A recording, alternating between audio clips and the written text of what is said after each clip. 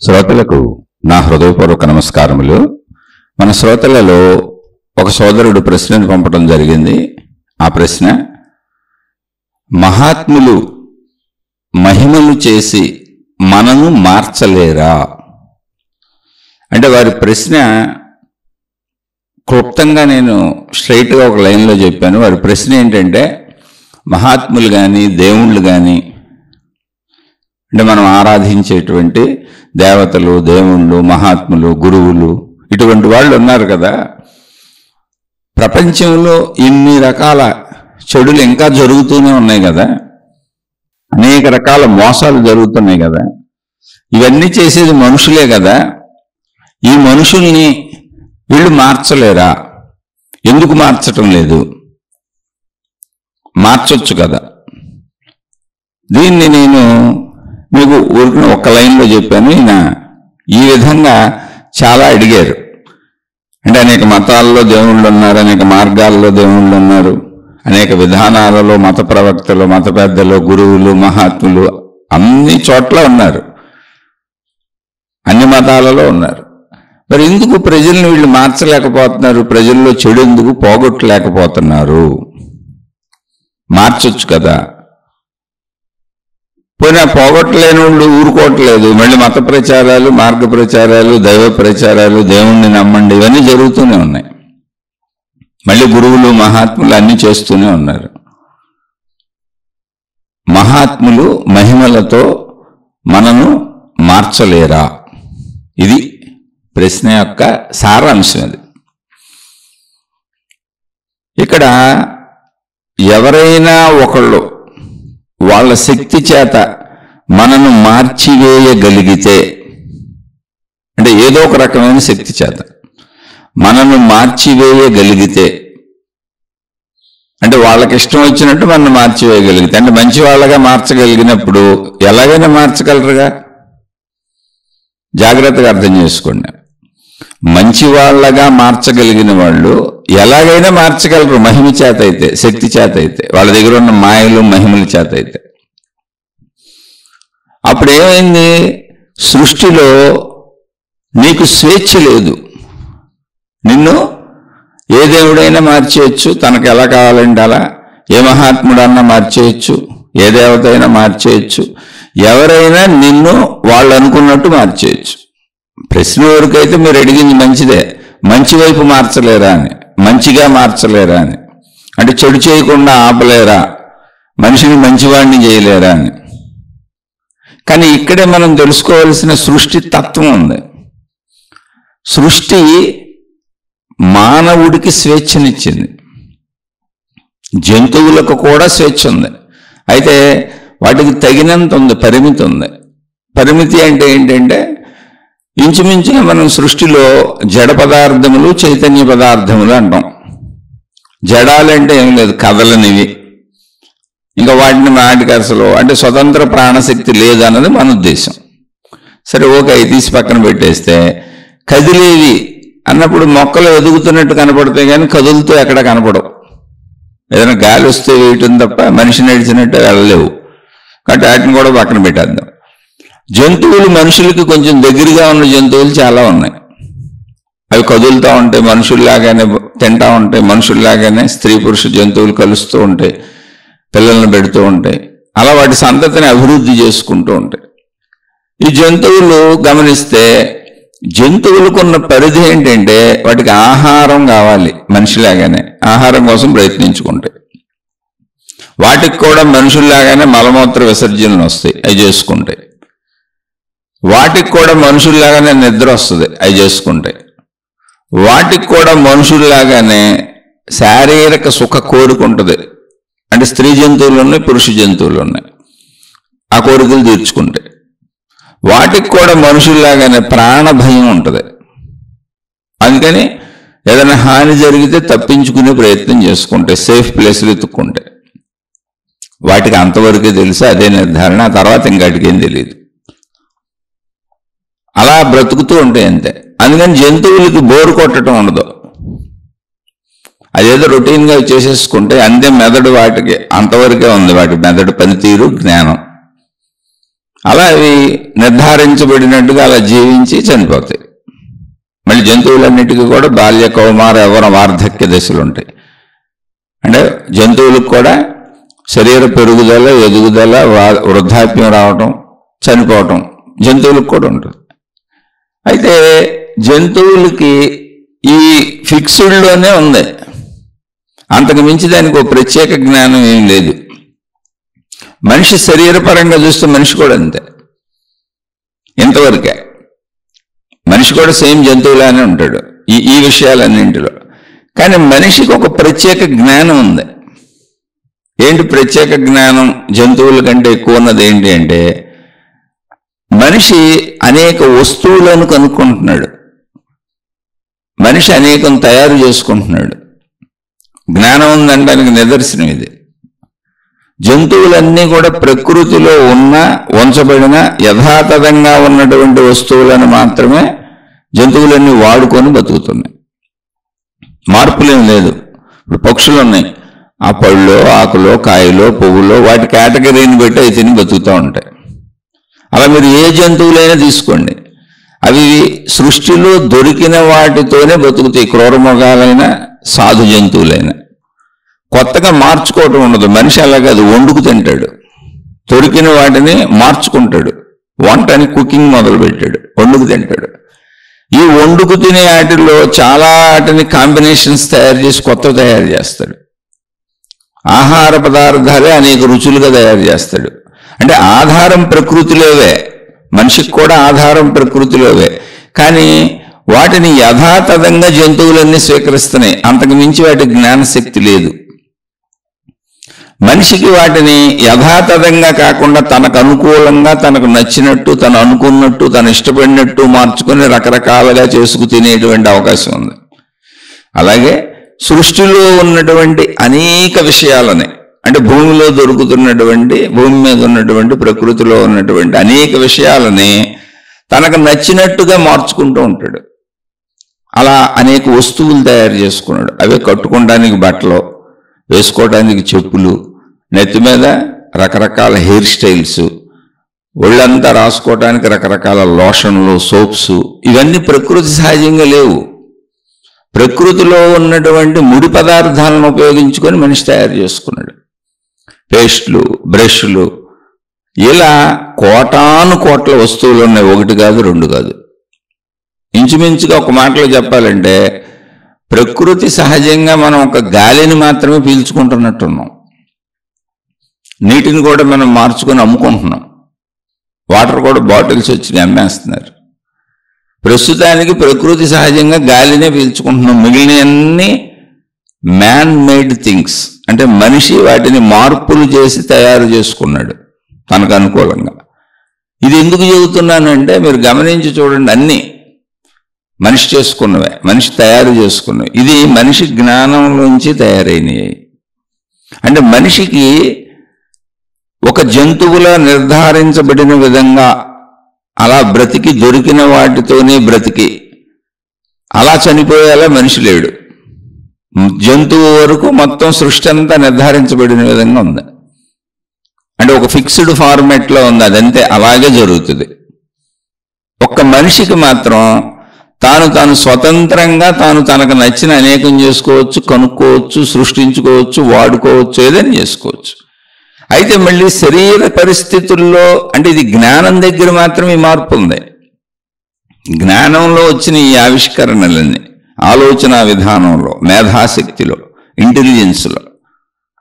కానీ శరీరం వరకు వచ్చినప్పుడు మళ్ళీ జంతువుల్లాగానే శరీరం ఫిక్స్డే. పుట్టిన కాడి నుంచి శరీర పెరుగుదల, ఎదుగుదల, తరుగుదల, మరణం ఫిక్స్డ్. మనిషికైనా సరే అది ఫిక్స్డే. మనిషి కాల పరిమితులు, ఆయువులు, పుట్టుకలు, మరణాలు, చావులు, ఇవన్నీ ఫిక్స్డే. ఒక్క ఆలోచన విషయంలో మాత్రం, అంటే జ్ఞాన విషయంలో మాత్రం, మేధాశక్తి విషయంలో మాత్రం మనిషికి స్వేచ్ఛ ఉంది. ఆ స్వేచ్ఛలో సృష్టిలో దొరుకుతున్న, ప్రపంచంలో దొరుకుతున్న, ప్రకృతిలో దొరుకుతున్న, విశ్వంలో దొరుకుతున్న అనేక ముడి సరుకులను తనకు ఇష్టమైనట్టుగా మలుచుకుంటూ మొదలుపెట్టాడు. అలా అనేక వాహనాలు తయారు చేసుకున్నాడు. తాను కదలకుండా, తాను నడవకుండా తను మోసుకెళ్ళిపోయే వాహనాలు తయారు చేసుకున్నాడు. ఒకటి కాదు, అసలు ఎన్నో ఎన్నో తయారు చేసుకున్నాడు. కానీ ఆహారము అంటే జంతువుల్లాగా ఆహారం కావాల్సిందే, మలమూత్ర విసర్జన చేయాల్సిందే, నిద్రపోవాల్సిందే, మనిషికి ప్రాణభయం ఉంటుంది. మనిషికి కూడా మైథున సుఖం అంటే స్త్రీ పురుషులు ఇద్దరూ కలిసేటువంటి సుఖం మనిషికి కూడా కావాల్సిందే. తద్వారానే మానవ జాతి కూడా ఉత్పత్తి అవుతూ ఉంటుంది. అదంతా ఫిక్స్డ్ ఫార్మెట్, అదంతా అన్నిటికీ ఒకటే. సో జంతువుల్లానే ఉంది మనిషికి కూడా. కానీ మనిషి వాడుకునే వస్తువులు, మనిషి జీవించే జీవన విధానంలో తీసుకునే ఆహార పదార్థాల నుంచి మొత్తం వాడుకునే అన్నింటినీ తాను స్వతంత్రంగా తయారు చేసుకుంటున్నాడు. ప్రకృతికి భిన్నంగా ప్రకృతిలో ఉన్న వాటిని ఉపయోగించుకొని. ప్రకృతి సహజంగా అంటే ప్రకృతిలో ఏముందో దాన్ని అలాగే వాడుకొని బ్రతికే జంతువులలా జీవులలా మనిషి లేడు. ప్రకృతిలో దొరికే సహజమైన వాటిని తనకు అనుకూలంగా తయారు చేసుకుంటున్నాడు, తనకిష్టం వచ్చినట్టు. ఆ మేధాశక్తి ఉందంటే ఒక స్వేచ్ఛ మనిషికి ఇవ్వబడింది. స్వేచ్ఛ, అది మనిషికి ఇవ్వబడింది స్వేచ్ఛ. ఆ స్వేచ్ఛ మనిషికి ఎంత చక్కగా ఇవ్వబడిందంటే ప్రతి మనిషి తనకు నచ్చినట్టు ఉంటాడు, తనకు నచ్చినట్టు ఉండవచ్చు. ఇది ప్రకృతి ప్రసాదించిన స్వేచ్ఛ. ఇప్పుడు ఒక చెట్టుకి స్వేచ్ఛ లేదు. ఎందుకు లేదంటే అది ఎదుగుతూ ఉంటుంది. ఎవరైనా వెళ్ళి దాన్ని కొమ్మలు ఇరిసేయచ్చు, ఆకులు కోసుకోవచ్చు, కాయలు కోసుకోవచ్చు, పువ్వులు కోసుకోవచ్చు, దాన్ని నరికేయచ్చు, చంపేయచ్చు, దాన్ని ఏమైనా చేయొచ్చు. అలాగే ఒక రాయికి స్వేచ్ఛ లేదు, దాన్ని పగలగొట్టి ఇష్టం వచ్చినట్టు వాడుకోవచ్చు. వాడుకుంటున్నాడు మనిషి ఆల్రెడీ. అలా ప్రకృతిలో ఉన్న వేటికి కూడా సంపూర్ణ స్వేచ్ఛ లేదు మనిషికి ఉన్నట్టు. మనిషి వాటిని అన్నింటినీ వాడేసుకుంటున్నాడు, అన్ని రకాలుగా వాడుకుంటున్నాడు. జంతువులకు కూడా స్వేచ్ఛ లేదు. అవి ఆ సిస్టంలో, ఆ ఫార్మాట్లో జీవించి ఏదో మరణ భయంతో కొంత తప్పించుకోవడానికి ప్రయత్నిస్తే గాని జంతువులను కూడా ఆఖరికి పులులు, సింహాలు, ఏనుగులు లాంటి వాటిని కూడా మనిషి బంధించి జూలో పెట్టగలుగుతున్నాడు. అంటే మనిషి ఇంటెలిజెన్స్ స్వేచ్ఛ అంత ఎక్కువ ఉంది.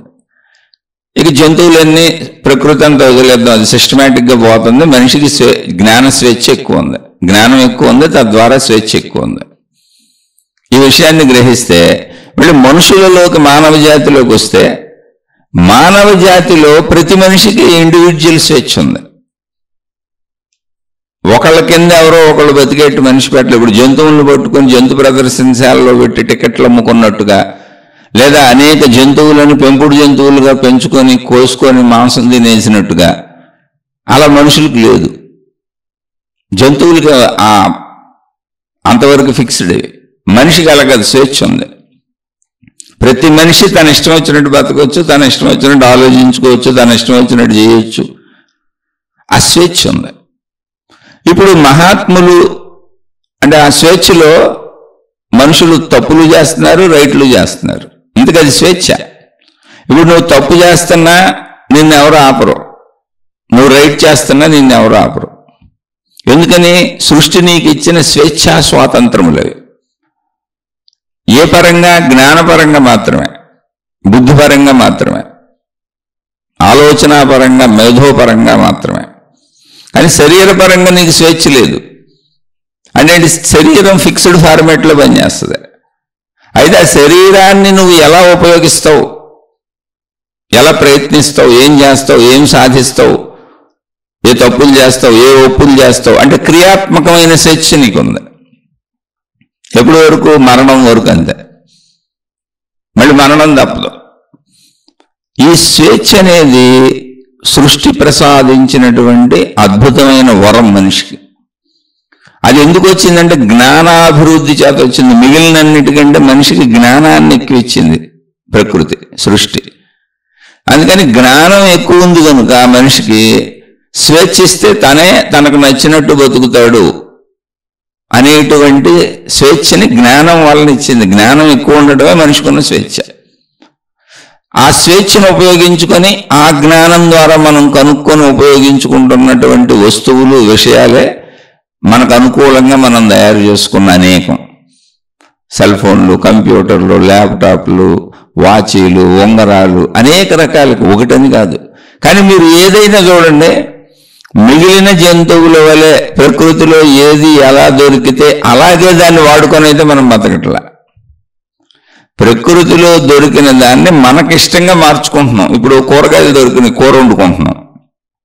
కూర వండేటప్పుడు ఏం చేస్తాం? 2-3 కూరగాయలు కలిపేసుకుంటాం. లేదు పోనీ ఒక కూర వండుతున్నారు అనుకుందాం, అందులో ఉప్పు వేస్తాం, కారం వేస్తాం, చింతపండు రసం పోస్తాం, అందులో నూనె వేస్తాం, ఇంకా రకరకాలు వేసుకుంటారు, రకరకాల మసాలాలు వేసుకుంటారు. అంటే ఏంటి? ఇవన్నీ దొరికేవే, కానీ వాటి అన్నింటినీ కలగాపొలగం చేసి తింటాం, దాన్ని వండుకొని తింటాం, వేడి చేసుకొని దాన్ని వంట అనేది ఒక పేరు పెట్టి మనకు నచ్చిన రుచి ప్రకారం తయారు చేసుకు తింటాం. అంటే మొత్తంగా మనం ఏం చేస్తున్నామంటే, నా ఆలోచనలో నాకు అందింది ఒక్క గాలిని పీల్చుకోవటం అనే ప్రక్రియ. అంటే సృష్టి సహజమైన ప్రక్రియ. గాలిని పీల్చుకోవటం, ఎండ అది వస్తుంది వెళ్తుంది, మనం ఏం చేయలేం. వర్షం అది వస్తుంది వెళ్తుంది, మనం ఏం చేయలేం. అలా ప్రకృతి సహజమైన కొన్ని భౌగోళికమైన పంచభూతాలు తప్ప మిగిలినవి అంటే ఆ గాలి పీల్చుకోవడం, ఎండ అనుభవించడం, ఈ భూమి మీద జీవించటం. మళ్ళీ ఆ జీవించడంలో కూడా మన ఇష్టం, మనకు నచ్చిన ఇల్లు కట్టుకుంటాం. మళ్ళీ భూమి మీద నడిచి వెళ్ళేటప్పుడు కూడా మనకు నచ్చిన వాహనం మీద వెళ్తాం. అంటే ఒక గాలిని పీల్చుకోవటమే. నీళ్లు కూడా మార్చేసుకున్నాం. గాలిని పీల్చుకోవడం తప్ప మిగిలినంతా మనం ప్రకృతికి సంబంధించిన జీవితం కాదు. మనం ప్రకృతి సహజంగా జీవించట్ల, దాన్ని మనకు అనుకూలంగా మనకు నచ్చినట్టు మార్చుకున్నాం. ఆ స్వేచ్ఛ ప్రకృతి మనకి ఇచ్చింది. అదే జ్ఞానము ఎక్కువ ఉండుట మిగిలిన వాటికంటే. ఇప్పుడు ఆ స్వేచ్ఛ మనం ఎందుకు చెబుతున్నాను? స్వేచ్ఛ ఇచ్చింది అదే జ్ఞానము. స్వేచ్ఛ జ్ఞానము ఒకటే. జ్ఞానం అన్నా, ఇంటెలిజెన్స్ అన్నా, మేధాశక్తి అన్నా, బుద్ధి అన్నా, ఆలోచన అన్నా అన్నీ ఒకటే, మొత్తం ఒకే దానికి సంబంధించినవి. శక్తి అన్నదే అది ఇవ్వబడింది, దాన్ని వాడుకుంటున్నాం. మనం ఇవ్వబడిన దాన్ని వాడుకుంటున్నాం, ఎవరైతే వాళ్ళంగా. అందుకే జంతువులకు అది ఇవ్వబడలేదు కనుక జంతువులు యథాతథంగా దొరికినట్టుగా జీవిస్తున్నాయి అంతే. అందుకే అసలు ఏ జంతువు బట్టలు తయారు చేసుకోలేదుగా, ఎందుకని దానికి అసలు జ్ఞానమే లేదు. ఇంకా మనుషులే పెంపుడు కుక్కలకి, పెంపుడు జంతువులకు కొన్నింటికి డ్రెస్సులు తయారు చేసి మురిసిపోతూ ఉంటారు. ఇదంతా మనుషులే చేసేది. ఏ జంతువులు ఎక్కడ చేసుకోలే. అవి ప్రకృతి సహజంగా జీవించి ప్రకృతి సహజంగా మరణిస్తున్నాయి అంతే, వాడి జీవితం అంతే. మనకు కూడా జనన మరణాలు, శరీర తీరు ఫిక్స్డ్, ప్రకృతి సహజం. కానీ మన జీవితంలో మనం జీవించేటప్పుడు చేసే ప్రక్రియలు, అనుభవించే విషయాలు, పంచేంద్రియ అనుభవాలు మొత్తం కూడా మార్చేసుకున్నాం మనం, ఓన్లీ ఒక్క గాలి తప్ప. ఆ గాలి ఏదో సహజంగా పీల్చుకుంటున్నాం ప్రస్తుతానికి. దీనికి కారణం స్వేచ్ఛ. ఆ స్వేచ్ఛ జ్ఞానాభివృద్ధి వలన కలిగింది. జ్ఞానాభివృద్ధి ఉంది మనిషిలో, అది ఇవ్వబడింది. ఇంతసేపు దీన్ని ఎందుకు చెప్పానంటే, ముందు మీరు దీన్ని గుర్తిస్తే అప్పుడు నువ్వు ఏ నియంత్రణలోనూ లేవు. అసలు ప్రకృతే నీకు నియంత్రణ పెట్ల, జ్ఞానపరంగా, బుద్ధిపరంగా, ఆలోచన పరంగా, క్రియాపరంగా. ఇప్పుడు ఒక పని మనం ఎప్పుడు చేస్తాం? మన తలలో పుట్టిన ఆలోచనని బట్టి చేస్తాం. మన తలలో పుట్టిన ఆలోచన ఏంటి? మనలో జ్ఞాన సంపద. అదే మనకి జ్ఞానమే ఆలోచనగా కదులుతుంది. దాన్ని బట్టి మనం పనులు చేస్తాం.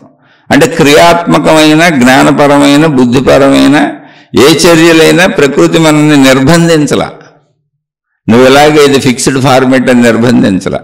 నీకు ఇష్టం వచ్చినట్టు చేసుకొని బతకమని స్వేచ్ఛ ఇచ్చింది. ఇప్పుడు ఎవరైనా ఇక్కడ ప్రశ్న ఏంటి?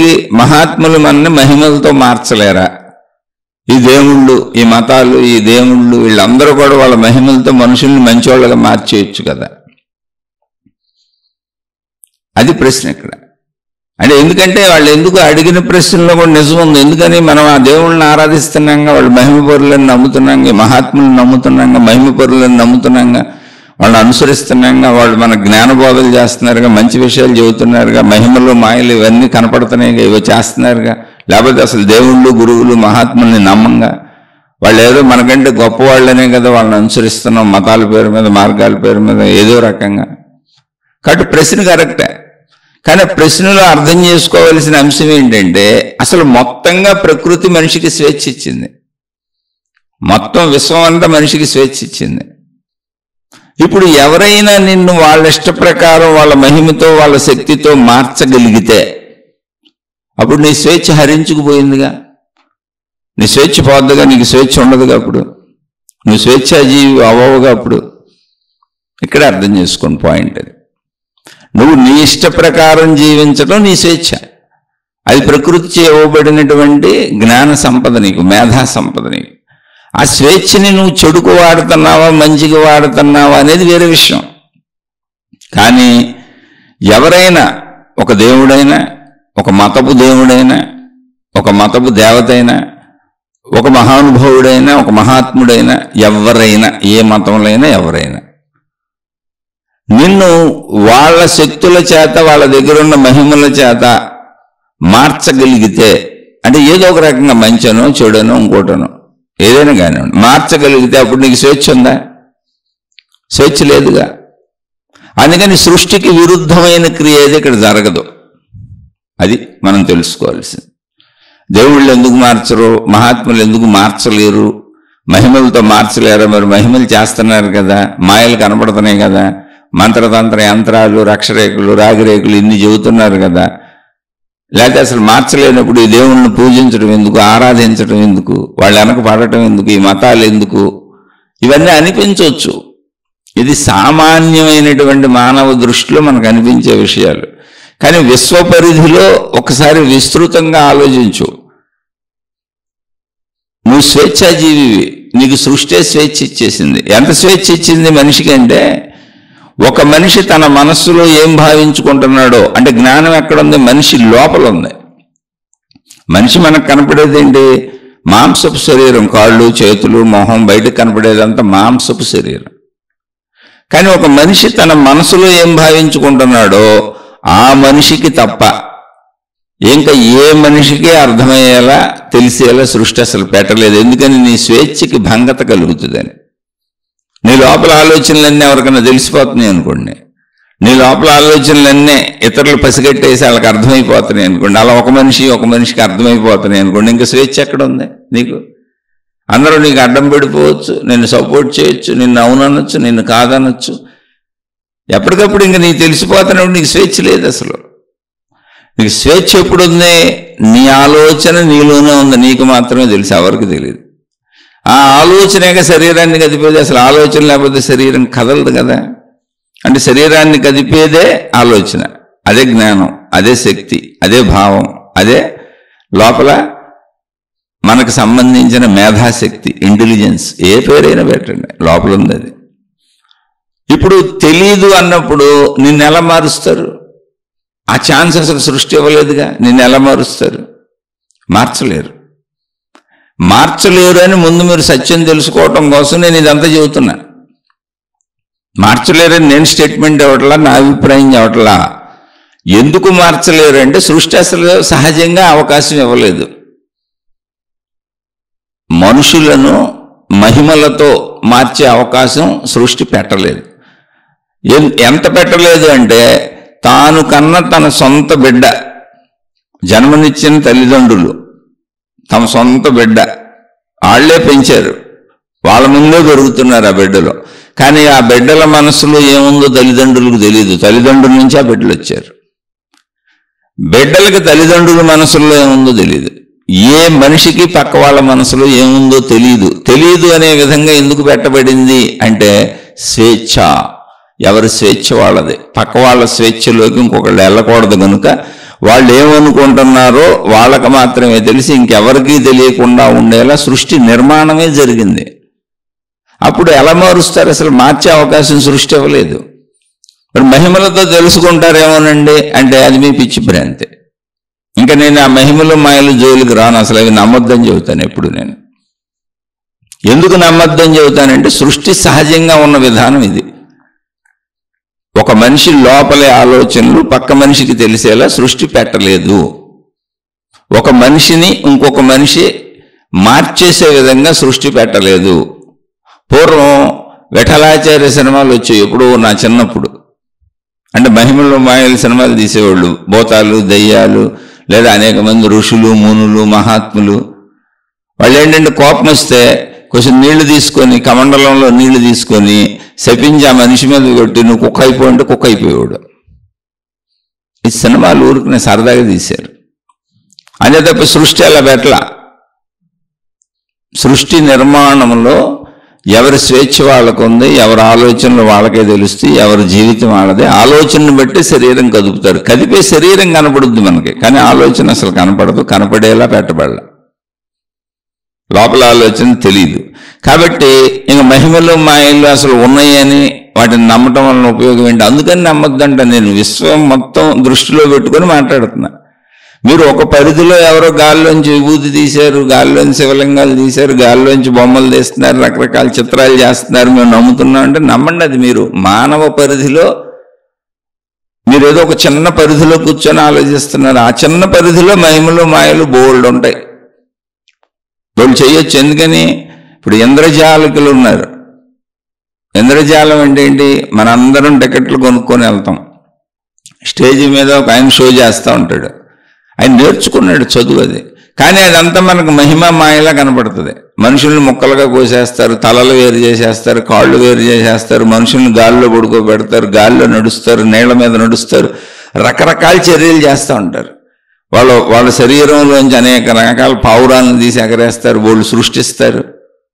ఇవన్నీ అద్భుతమే, అందరూ చప్పట్లు కొడతానే ఉంటారు. ఇలాంటి టాలెంట్ షోలు బోల్డ్ ఉన్నాయి, కానీ అవేవి మహిమలు అని వాళ్ళు ఎవరు చెప్పలే అసలు.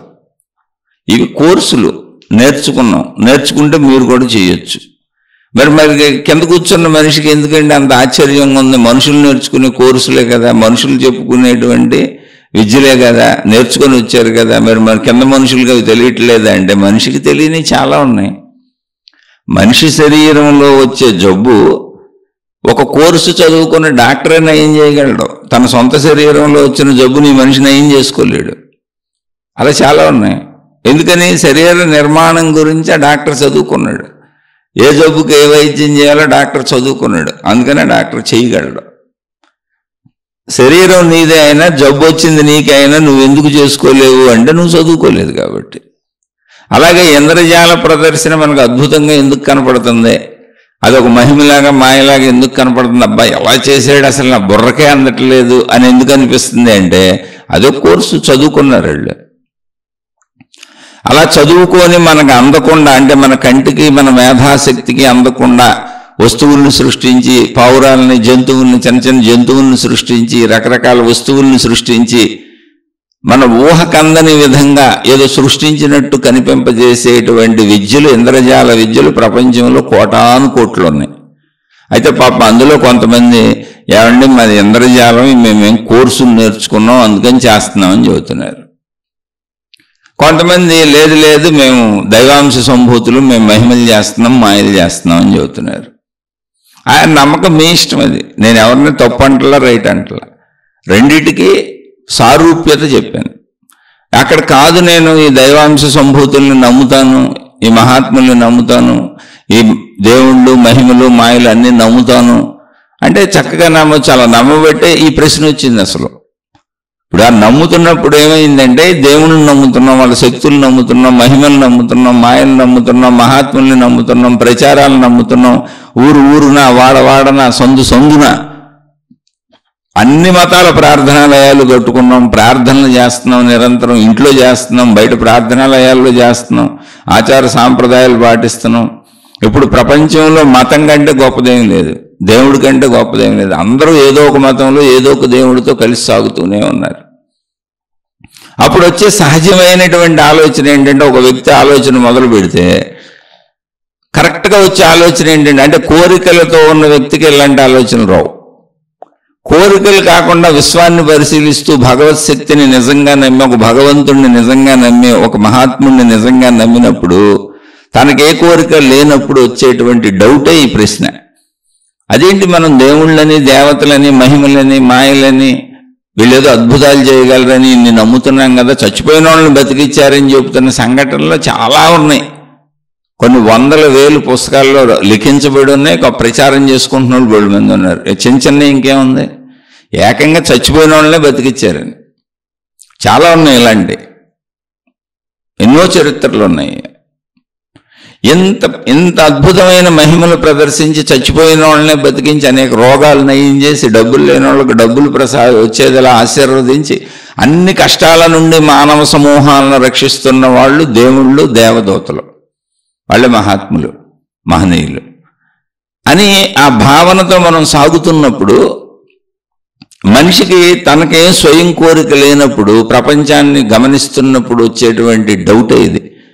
మరి ఇంతమంది దేవుళ్ళు, ఇన్ని మతాలు, ఇంతమంది గురువులు, ఇంతమంది మహాత్ములు ప్రపంచం మొత్తం తిరుగుతూ దైవ మహిమలు ప్రకటిస్తూ మా మతం గొప్పది, మా దేవుడు గొప్పడు అని ఆ మహిమలు ప్రకటిస్తూ జరుగుతున్న మహిమలు చెబుతూ చావు బతుకుల నుంచి రక్షించారని, జబ్బుల నుంచి రక్షించారని, ఉద్యోగాలు లేని వాళ్ళకి ఉద్యోగాలు వచ్చినాయని, సమస్యలు అన్నీ తీర్చేస్తున్నారని, ఒక మనిషికి ఎన్ని రకాల సమస్యలు ఉంటాయో అన్ని సమస్యల నుంచి రక్షింపబడుతున్నారు, మా దేవుణ్ణి నమ్ముకోండి, మా గురువులను నమ్ముకోండి, మా మహాత్ములను నమ్ముకోండి అని అన్ని మతాలలో ప్రచారాలు తీవ్రంగా జరుగుతూ లక్షల గ్రంథాలు కూడా రచించబడుతున్నాయి.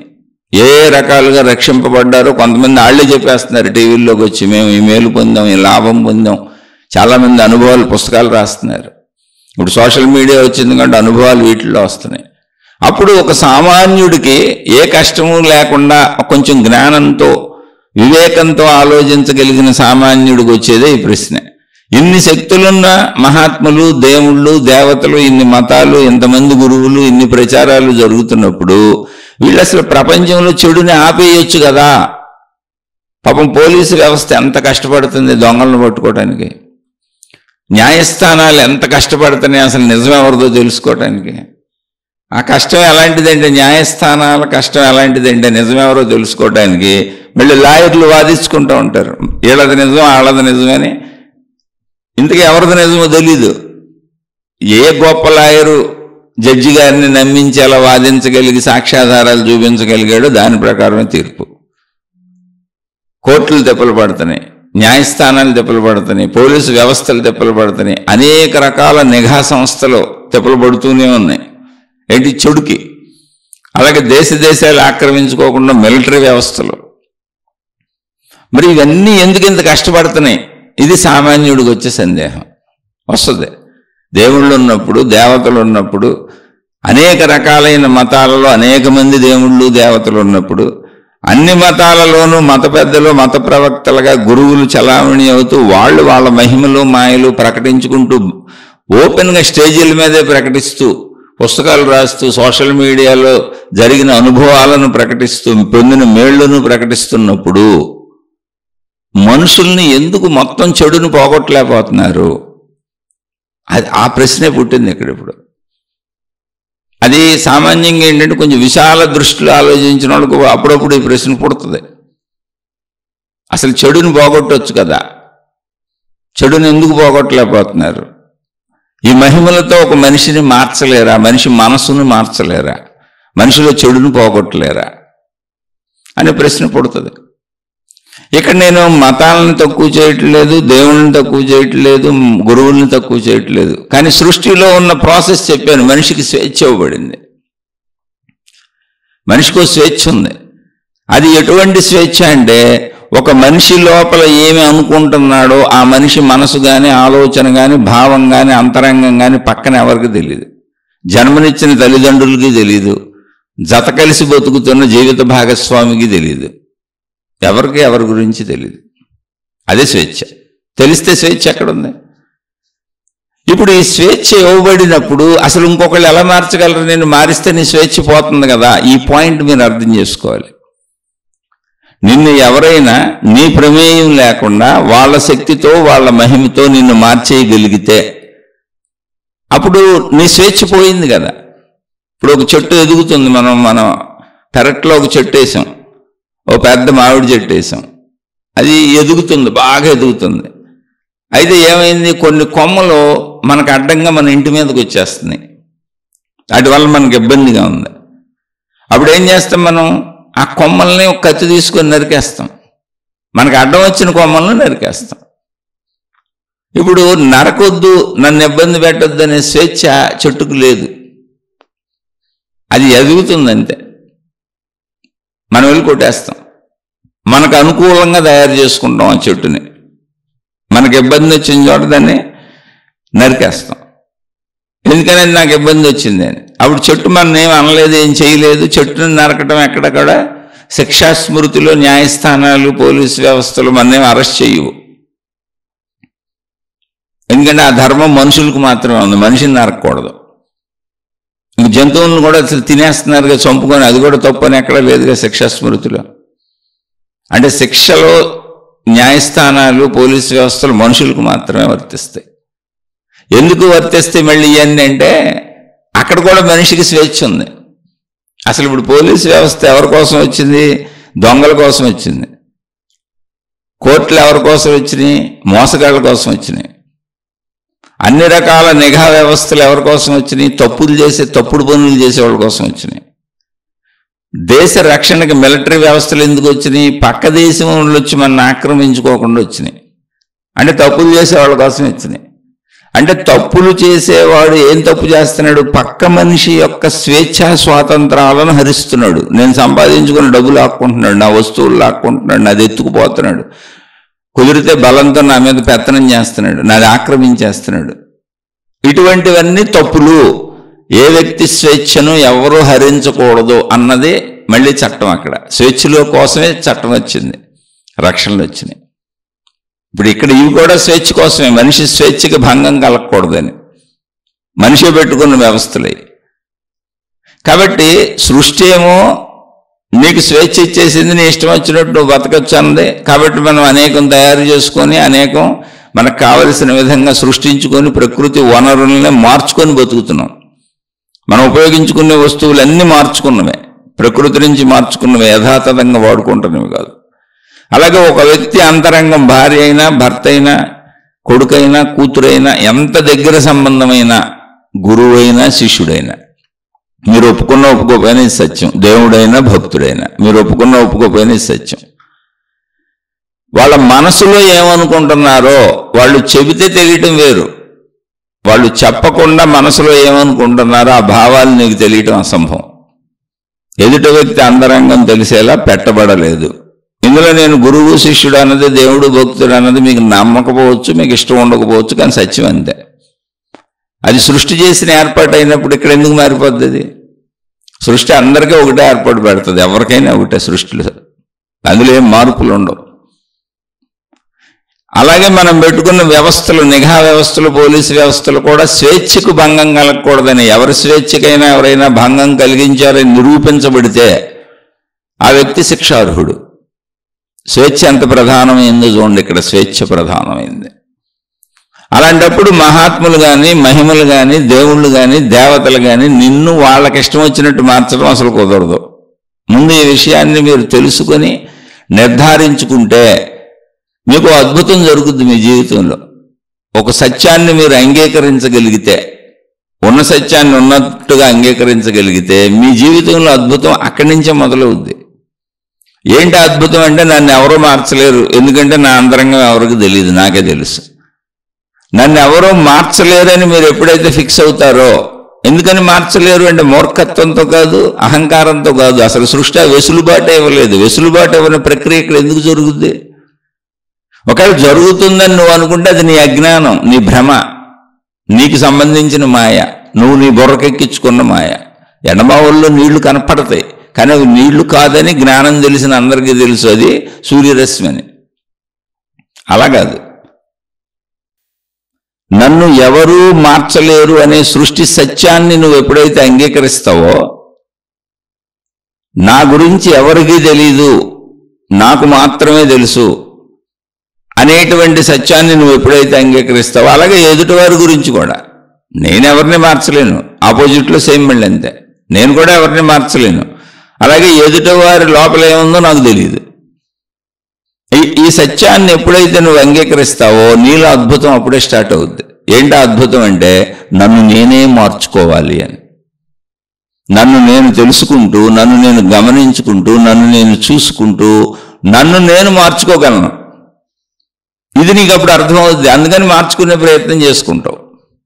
ఇప్పుడు ఈ మహాత్ములైన వాళ్ళు, ఈ దేవుళ్ళైన వాళ్ళు ఎవరు అంటే అలా మార్చుకున్న వాళ్ళు. మానవులలో అత్యంత ఔన్నత్యాన్ని అత్యంత ఔన్నత్యాన్ని ప్రకటించి జీవించిన వాళ్ళు ఎవరున్నారో జీవితంలో, వాళ్ళని దేవుళ్ళని దేవతలు చేశాం.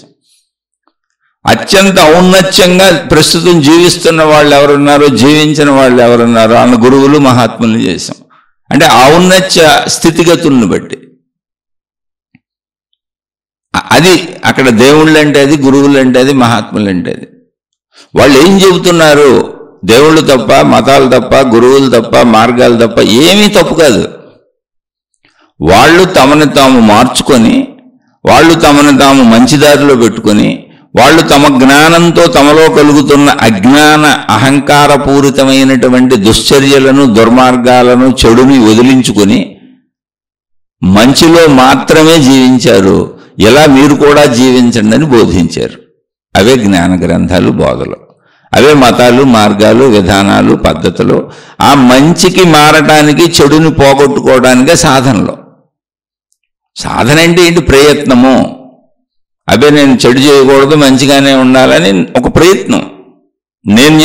నాకు నేను చేసుకునే ప్రయత్నం పేరు సాధన. సాధన అంటే ఏంటి? నాలో నేను చేసుకునే ప్రయత్నమే అది. కానీ నన్ను నేను మార్చుకుంటానికి చేసుకుంటున్న ప్రయత్నం. అందుకని బయట చేసినప్పుడు ప్రయత్నాలే. భౌతికంలో బాహ్య క్రియలు, వృత్తి, వ్యాపార, ఉద్యోగాలు, బయట పనులు అని చేస్తుంటే ప్రయత్నాలు అవన్నీ. అంతరంగంలో ఆధ్యాత్మికతలో చేసే ప్రయత్నం సాధన. సాధన అని పేరు పెట్టారు. ఆ సాధన ఎలా చేయాలో చెబుతున్నారు తప్ప నేను ఎవరు మార్చలేరు. మార్చటం కుదరదు. అసలు మార్చలేరు అన్న పదం కరెక్ట్. అక్కడ దేవుడైనా మార్చలేడు, ఎవరో మార్చలేరు, ఏ గురువు మార్చలేడు. మార్చగలిగి ఉంటే ఒకవేళ ఇంతమంది దేవుళ్ళు వచ్చారు కదా, ఇంతమంది దేవతలు ఉన్నారు కదా, వచ్చారు కదా, వాళ్ళందరినీ ఇప్పటికీ ఆరాధిస్తూనే ఉన్నాం కదా. అన్ని మతాలు ఒక దేవుణ్ణి, ఒక దేవతను పట్టుకొని వెళ్తున్నాయి కదా. అన్ని మతాలలోనూ వేల లక్షల మంది మహాత్ములు, గురువులు ప్రచారాలు చేస్తూ తిరుగుతున్నారు కదా. మహిమలు బాహాటంగా స్టేజీల మీద ప్రకటిస్తున్నారు కదా, జరిగినాయి అని చెబుతున్నారు కదా. మరి వీళ్ళందరూ ఎందుకు ప్రపంచంలో ఉన్న మనుషుల్లో ఉన్న చెడుని పోగొట్టలేకపోతున్నారు? ఇంకా పోలీస్ వ్యవస్థ అలాగే ఉంది. అసలు కోర్టుల్లో అయితే కేసులు లక్షల కోట్లు పెండింగుల్లో ఉండిపోయినాయి. అంటే ఒక 100 సంవత్సరాలు ఇప్పుడు ఉన్నాయన్నీ ఆపేసి పాత కేసులన్నీ తీర్పులు చెప్పేద్దాం అనుకుంటే ఒక 100 సంవత్సరాలు తీర్పులు చెప్పినా అవ్వంటాయి. అన్ని కేసులు ఉన్నాయి. మళ్ళీ కొత్త కేసులు వస్తూనే ఉంటాయి. ఎందుకు మిలిటరీలు కాపలా పెట్టుకుంటున్నారు? దేశ బోర్డర్లో మిలిటరీ ఎందుకు? అసలు మిలిటరీకి ఎంత ఖర్చు అవుతుందో తెలుసా? పోలీస్ వ్యవస్థకి ఎంత ఖర్చు అవుతుందో తెలుసా? నిఘా వ్యవస్థలకు ఎంత ఖర్చు అవుతుందో తెలుసా? అసలు ఆ ఖర్చులేమీ లేకుండా ఉంటే మనుషులందరూ ధనవంతులే. ఆ ధనం మొత్తం మనుషులుగా ఉపయోగించబడితే భూమి మీద మనుషులందరూ ధనవంతులే. కేవలం మనిషిలో ఉన్న చెడు చేత, దుర్మార్గం చేత, మనుషుల్లో ఉన్న చెడ్డ బుద్ధి చేత, ఆక్రమణ బుద్ధి చేత, లాక్కునే బుద్ధి చేత, దొంగ బుద్ధి చేత, మోసపూరిత బుద్ధి చేత నిఘా వ్యవస్థలు అనేకం పెట్టుకోవాల్సి వచ్చింది. ప్రతి దేశం మిలిటరీని పెట్టుకోవాల్సి వచ్చింది. ఎన్నో కోర్టులు, పోలీస్ వ్యవస్థలు పెట్టాల్సి వచ్చింది. అంటే మనిషి బ్రతుకుతున్నటువంటి జీవనంలో 75% అంతా మళ్ళీ మనిషిని రక్షించుకోవటానికి, కాపాడుకోవటానికి, తప్పుల నుంచి మనిషిని రక్షించుకోవడానికి ఉపయోగపడుతుంది. ఈ నిఘా వ్యవస్థలకే సరిపోతుంది 75% ఇన్కమ్ అంతా. లేకపోతే అదంతా ప్రజల దగ్గరే ఉండేది. ప్రజలందరూ ధనవంతులై ఉండేవాళ్ళు, అసలు పేదవాళ్ళు ఉండేవాళ్ళే కాదు. ఇప్పుడు ఈ ధనవంతం ఏమైందంటే మన దేశాన్ని రక్షించుకోవడానికి మిలిటరీని పెట్టుకోవాలి. యుద్ధం వస్తుందో రాదో సస్తుందో తెలీదు.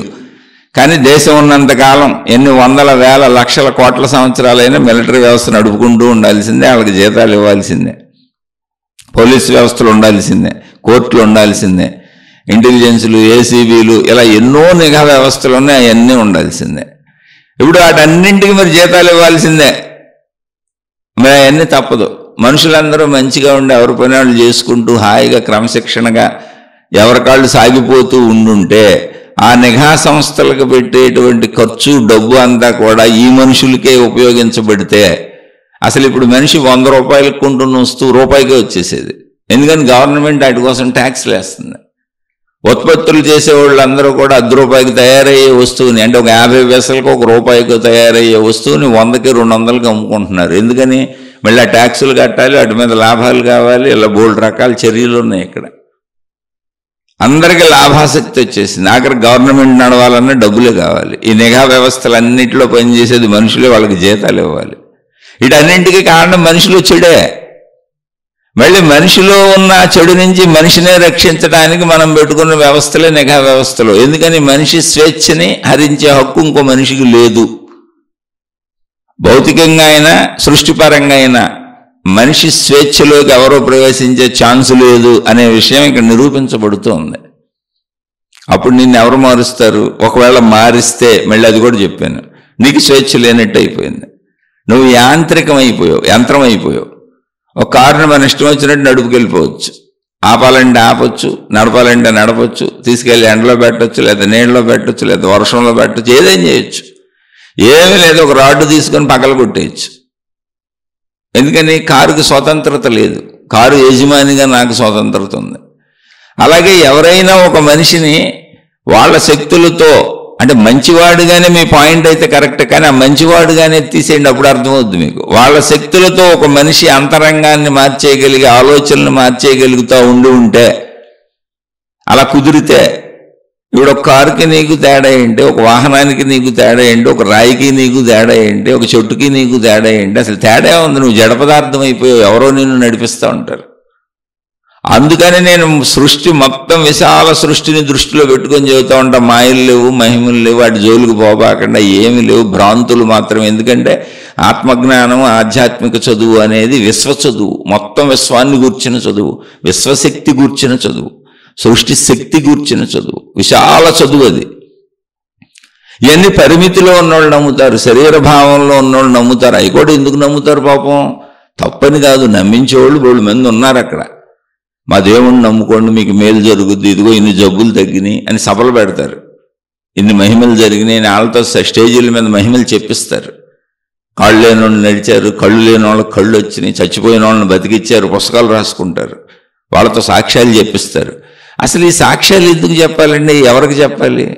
ఎందుకు ఈ సాక్ష్యాలు చెప్పండి అంటే, తన సమూహాన్ని పెంచుకోవడానికి, తన మతాన్ని పెంచుకోవడానికి, తన అనుయాయుల్ని పెంచుకోవడానికి తప్ప ఈ సాక్ష్యాలు ఎందుకండి?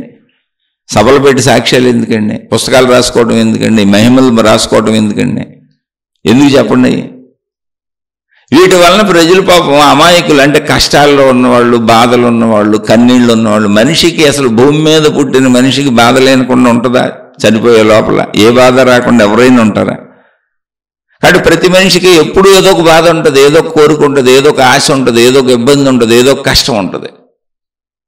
మొత్తం మనిషి జీవితం అంతా పుట్టిన కాడి నుంచి ఎదుర్కొంటూ బతకాల్సిందే. ఎదుగుదలంతా ఎదుర్కోవటమే, జీవితం అంటేనే ఎదుర్కోవటమే. ఏదొస్తుందో తెలియదు, ఇప్పుడు దాన్ని ఎదుర్కొంటే వెళ్ళాలి.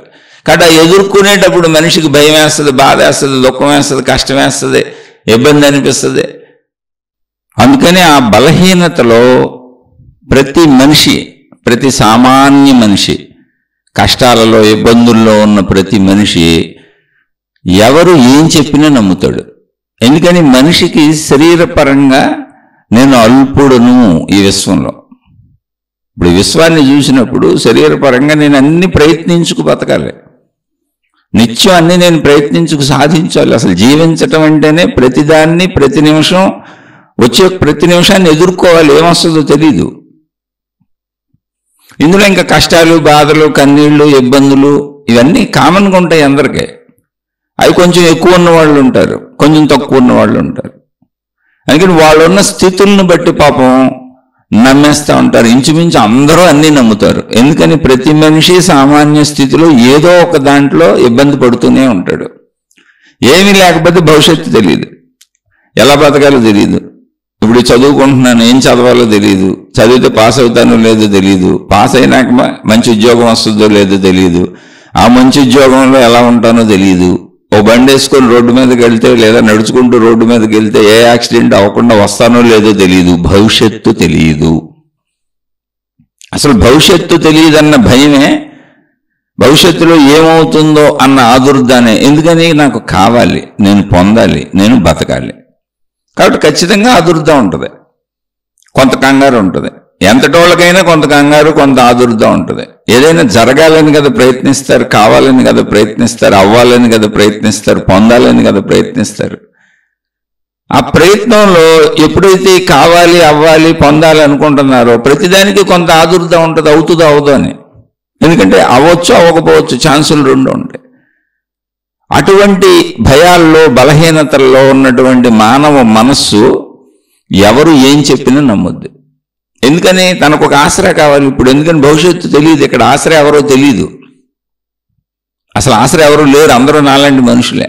అందుకని ఎవరో ఆసరాగా ఉన్నారు, ఒక దేవుడు, ఒక దేవత, ఒక అద్భుతం, ఒక మహిమ, నిన్ను మించింది ఏదో అని చెప్పగానే అది నమ్మడం మొదలు పెడతారు. ఇంకా నిన్ను మించింది ఏదో మాకు కనబడింది. ఇవి చెప్పేవాళ్ళు ఎవరు? ఎంతకీ మనుషులకు చెప్పేవాళ్ళు మనుషులే. మనుషులకి చెప్పడానికి మళ్ళీ జంతువులు మిగిలినవేం పనికిరావుగా. మనుషులకి ఎప్పుడు మనుషులే చెబుతారు. ఈ చెప్పే మనుషులు ఏం చెబుతారంటే, నీకంటే మేము గొప్పవాళ్ళం, నీకంటే మేము ఉన్నతులం, నీకంటే మేమేదో సాధించుకున్న వాళ్ళం, నీకంటే మాకేదో తెలుసు, కాబట్టి నువ్వు ఇందని జ్ఞానబోధలతో మొదలు పెడతారు. మహిమలు అంటారు, మాయలు అంటారు, దేవుళ్ళు అంటారు. ఈ పేరు మీద మొత్తంగా నమ్మించుకుంటూ వస్తారు, నమ్ముతూ వస్తారు. నమ్మించేవాళ్ళు నమ్ముతూ ఉండొచ్చు, నమ్మిస్తున్న వాళ్ళకి నేను నమ్మిస్తున్నాను మోసపూరితంగా అని తెలిసి ఉండొచ్చు, లేదా వాళ్ళు నిజంగా నమ్మి చేస్తూ ఉండొచ్చు. ఏదైనా కానీ అక్కడ ఇందులో తప్పొప్పులో నేను చెవటలు. అసలు మానవ మనస్సులో, మానవ జీవితంలోనే భవిష్యత్తు గురించి తెలియనటువంటి ఒక బెంగ ఉంది ఎంతటోళ్ళకైనా. మరణం ఎప్పుడు వస్తుందో తెలియదు, కాసేపు ఏమవుద్దో తెలియదు. అది భవిష్యత్తు బెంగ అనేది ఒక భయాన్ని కలిగిస్తుంది, ఒక ఆదుర్దాన్ని కలిగిస్తుంది, ఒక కంగారుని కలిగిస్తుంది. వాటికి తోడు ఆల్రెడీ వచ్చేసిన కష్టాలు ఉన్నాయి అనుకోండి, ఇంకా అది ఎక్కువైపోద్ది. కాబట్టి ఎవరు ఏ ఆసరాగా, ఇప్పుడు చూడండి, వృద్ధులు బాగా వృద్ధాప్యంలోకి వచ్చిన వాళ్ళు తమ సొంత కాళ్ళ మీద తాము నడవలేక, తమ సొంత నడుము మీద తాము నిలబడలేక కర్ర ఆసరా తీసుకుంటూ ఉంటారు. ఎందుకని? సొంత కాళ్ళు ఉన్నాయిగా, సొంత నడుము ఉందిగా, సొంత ఎముకల వ్యవస్థ ఉందిగా.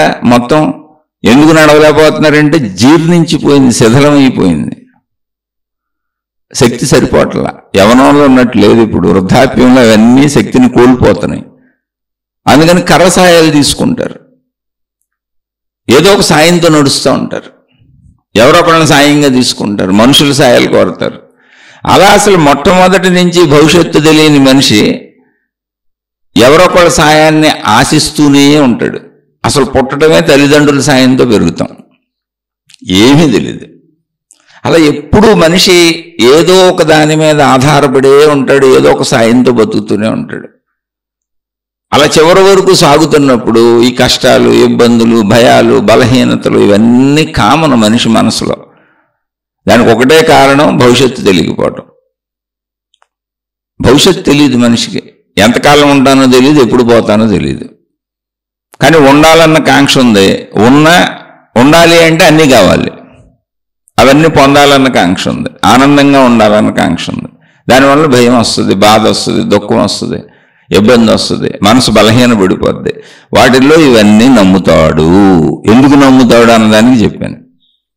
అసలు ఎందుకు నమ్ముతాడు? నేనైనా నమ్ముతాను. ఎందుకంటే నేను 30 ఏళ్ళు అలాగే నమ్మి తిరిగాను. ఇప్పుడు నమ్మట్లేదని అనగబాకండి. ఇప్పుడు నమ్ముతాను, మతాలు నమ్ముతాను, దేవుళ్ళు నమ్ముతాను, గురువులు నమ్ముతాను, జ్ఞాన గ్రంథాలు నమ్ముతాను. కానీ మహిమలు మాయలు నమ్మను. ఈ మహిమలు మాయలు వీళ్ళందరి దగ్గర ఉంటే వీళ్ళందరూ చేస్తారని 30 ఏళ్ల పాటు నేను నమ్మాను. నా చిన్నతనం నుంచి నమ్మాను అసలు. అయితే చిన్నతనం నుంచి కొంతకాలం వరకు మనకేం తెలియదు కదా, పెద్దోళ్ళు ఏం చెబుతుంది. అందుకని 30 ఏళ్ళు అంటున్నాను. నేను స్వతంత్రంగా ప్రయత్నించాను, గురువుల చుట్టూ తిరిగాను, దేవుళ్ళ చుట్టూ తిరిగాను, పుణ్యక్షేత్రాల చుట్టూ తిరిగాను. నా ఓపిక కొద్దీ నేను ఎంత తిరగగలను, నాకున్న స్తోమతను బట్టి తిరిగాను, తెలుసుకున్నాను. అప్పుడు నమ్మాను అన్నీ. ఏది జరుగుతున్నా గురువులో, మహాత్ములు, దేవుళ్ళో నాకు చేసేస్తున్నారు అనుకున్నాను.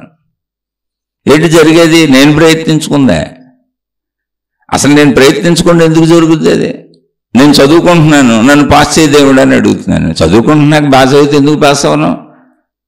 నేను తప్పాను, అయ్యో దేవుడు నన్ను తప్పించాడు అంటున్నాను. కాదు, నేను చదువుకోలేదు.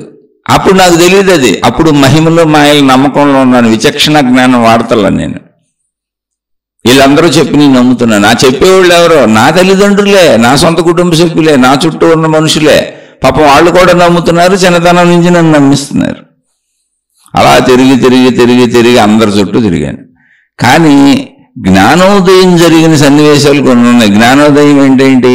ఈ మహిమలు మాయలు ఇవి జరగవు అనేటువంటిది ఎన్ని ఉన్నాయంటే, అంటే నేను క్రిటిసైజ్ చేయడానికి, విమర్శించడానికి నేను చెప్పట్లా. నేను అనేక తీర్థయాత్రలు, పుణ్యక్షేత్ర యాత్రలు చేస్తున్నప్పుడు పెద్ద పెద్ద కొండ ప్రాంతాలలో, భయంకరమైనటువంటి నిర్జనమైన కొండ ప్రాంతాలలో చిన్న చిన్న దారులై, అలా వెళుతున్నప్పుడు అనేక బస్సులు లోయల్లోకి పడిపోయినాయి. ఆ పుణ్యక్షేత్రాలను దర్శించడానికి వచ్చారు వాళ్ళు.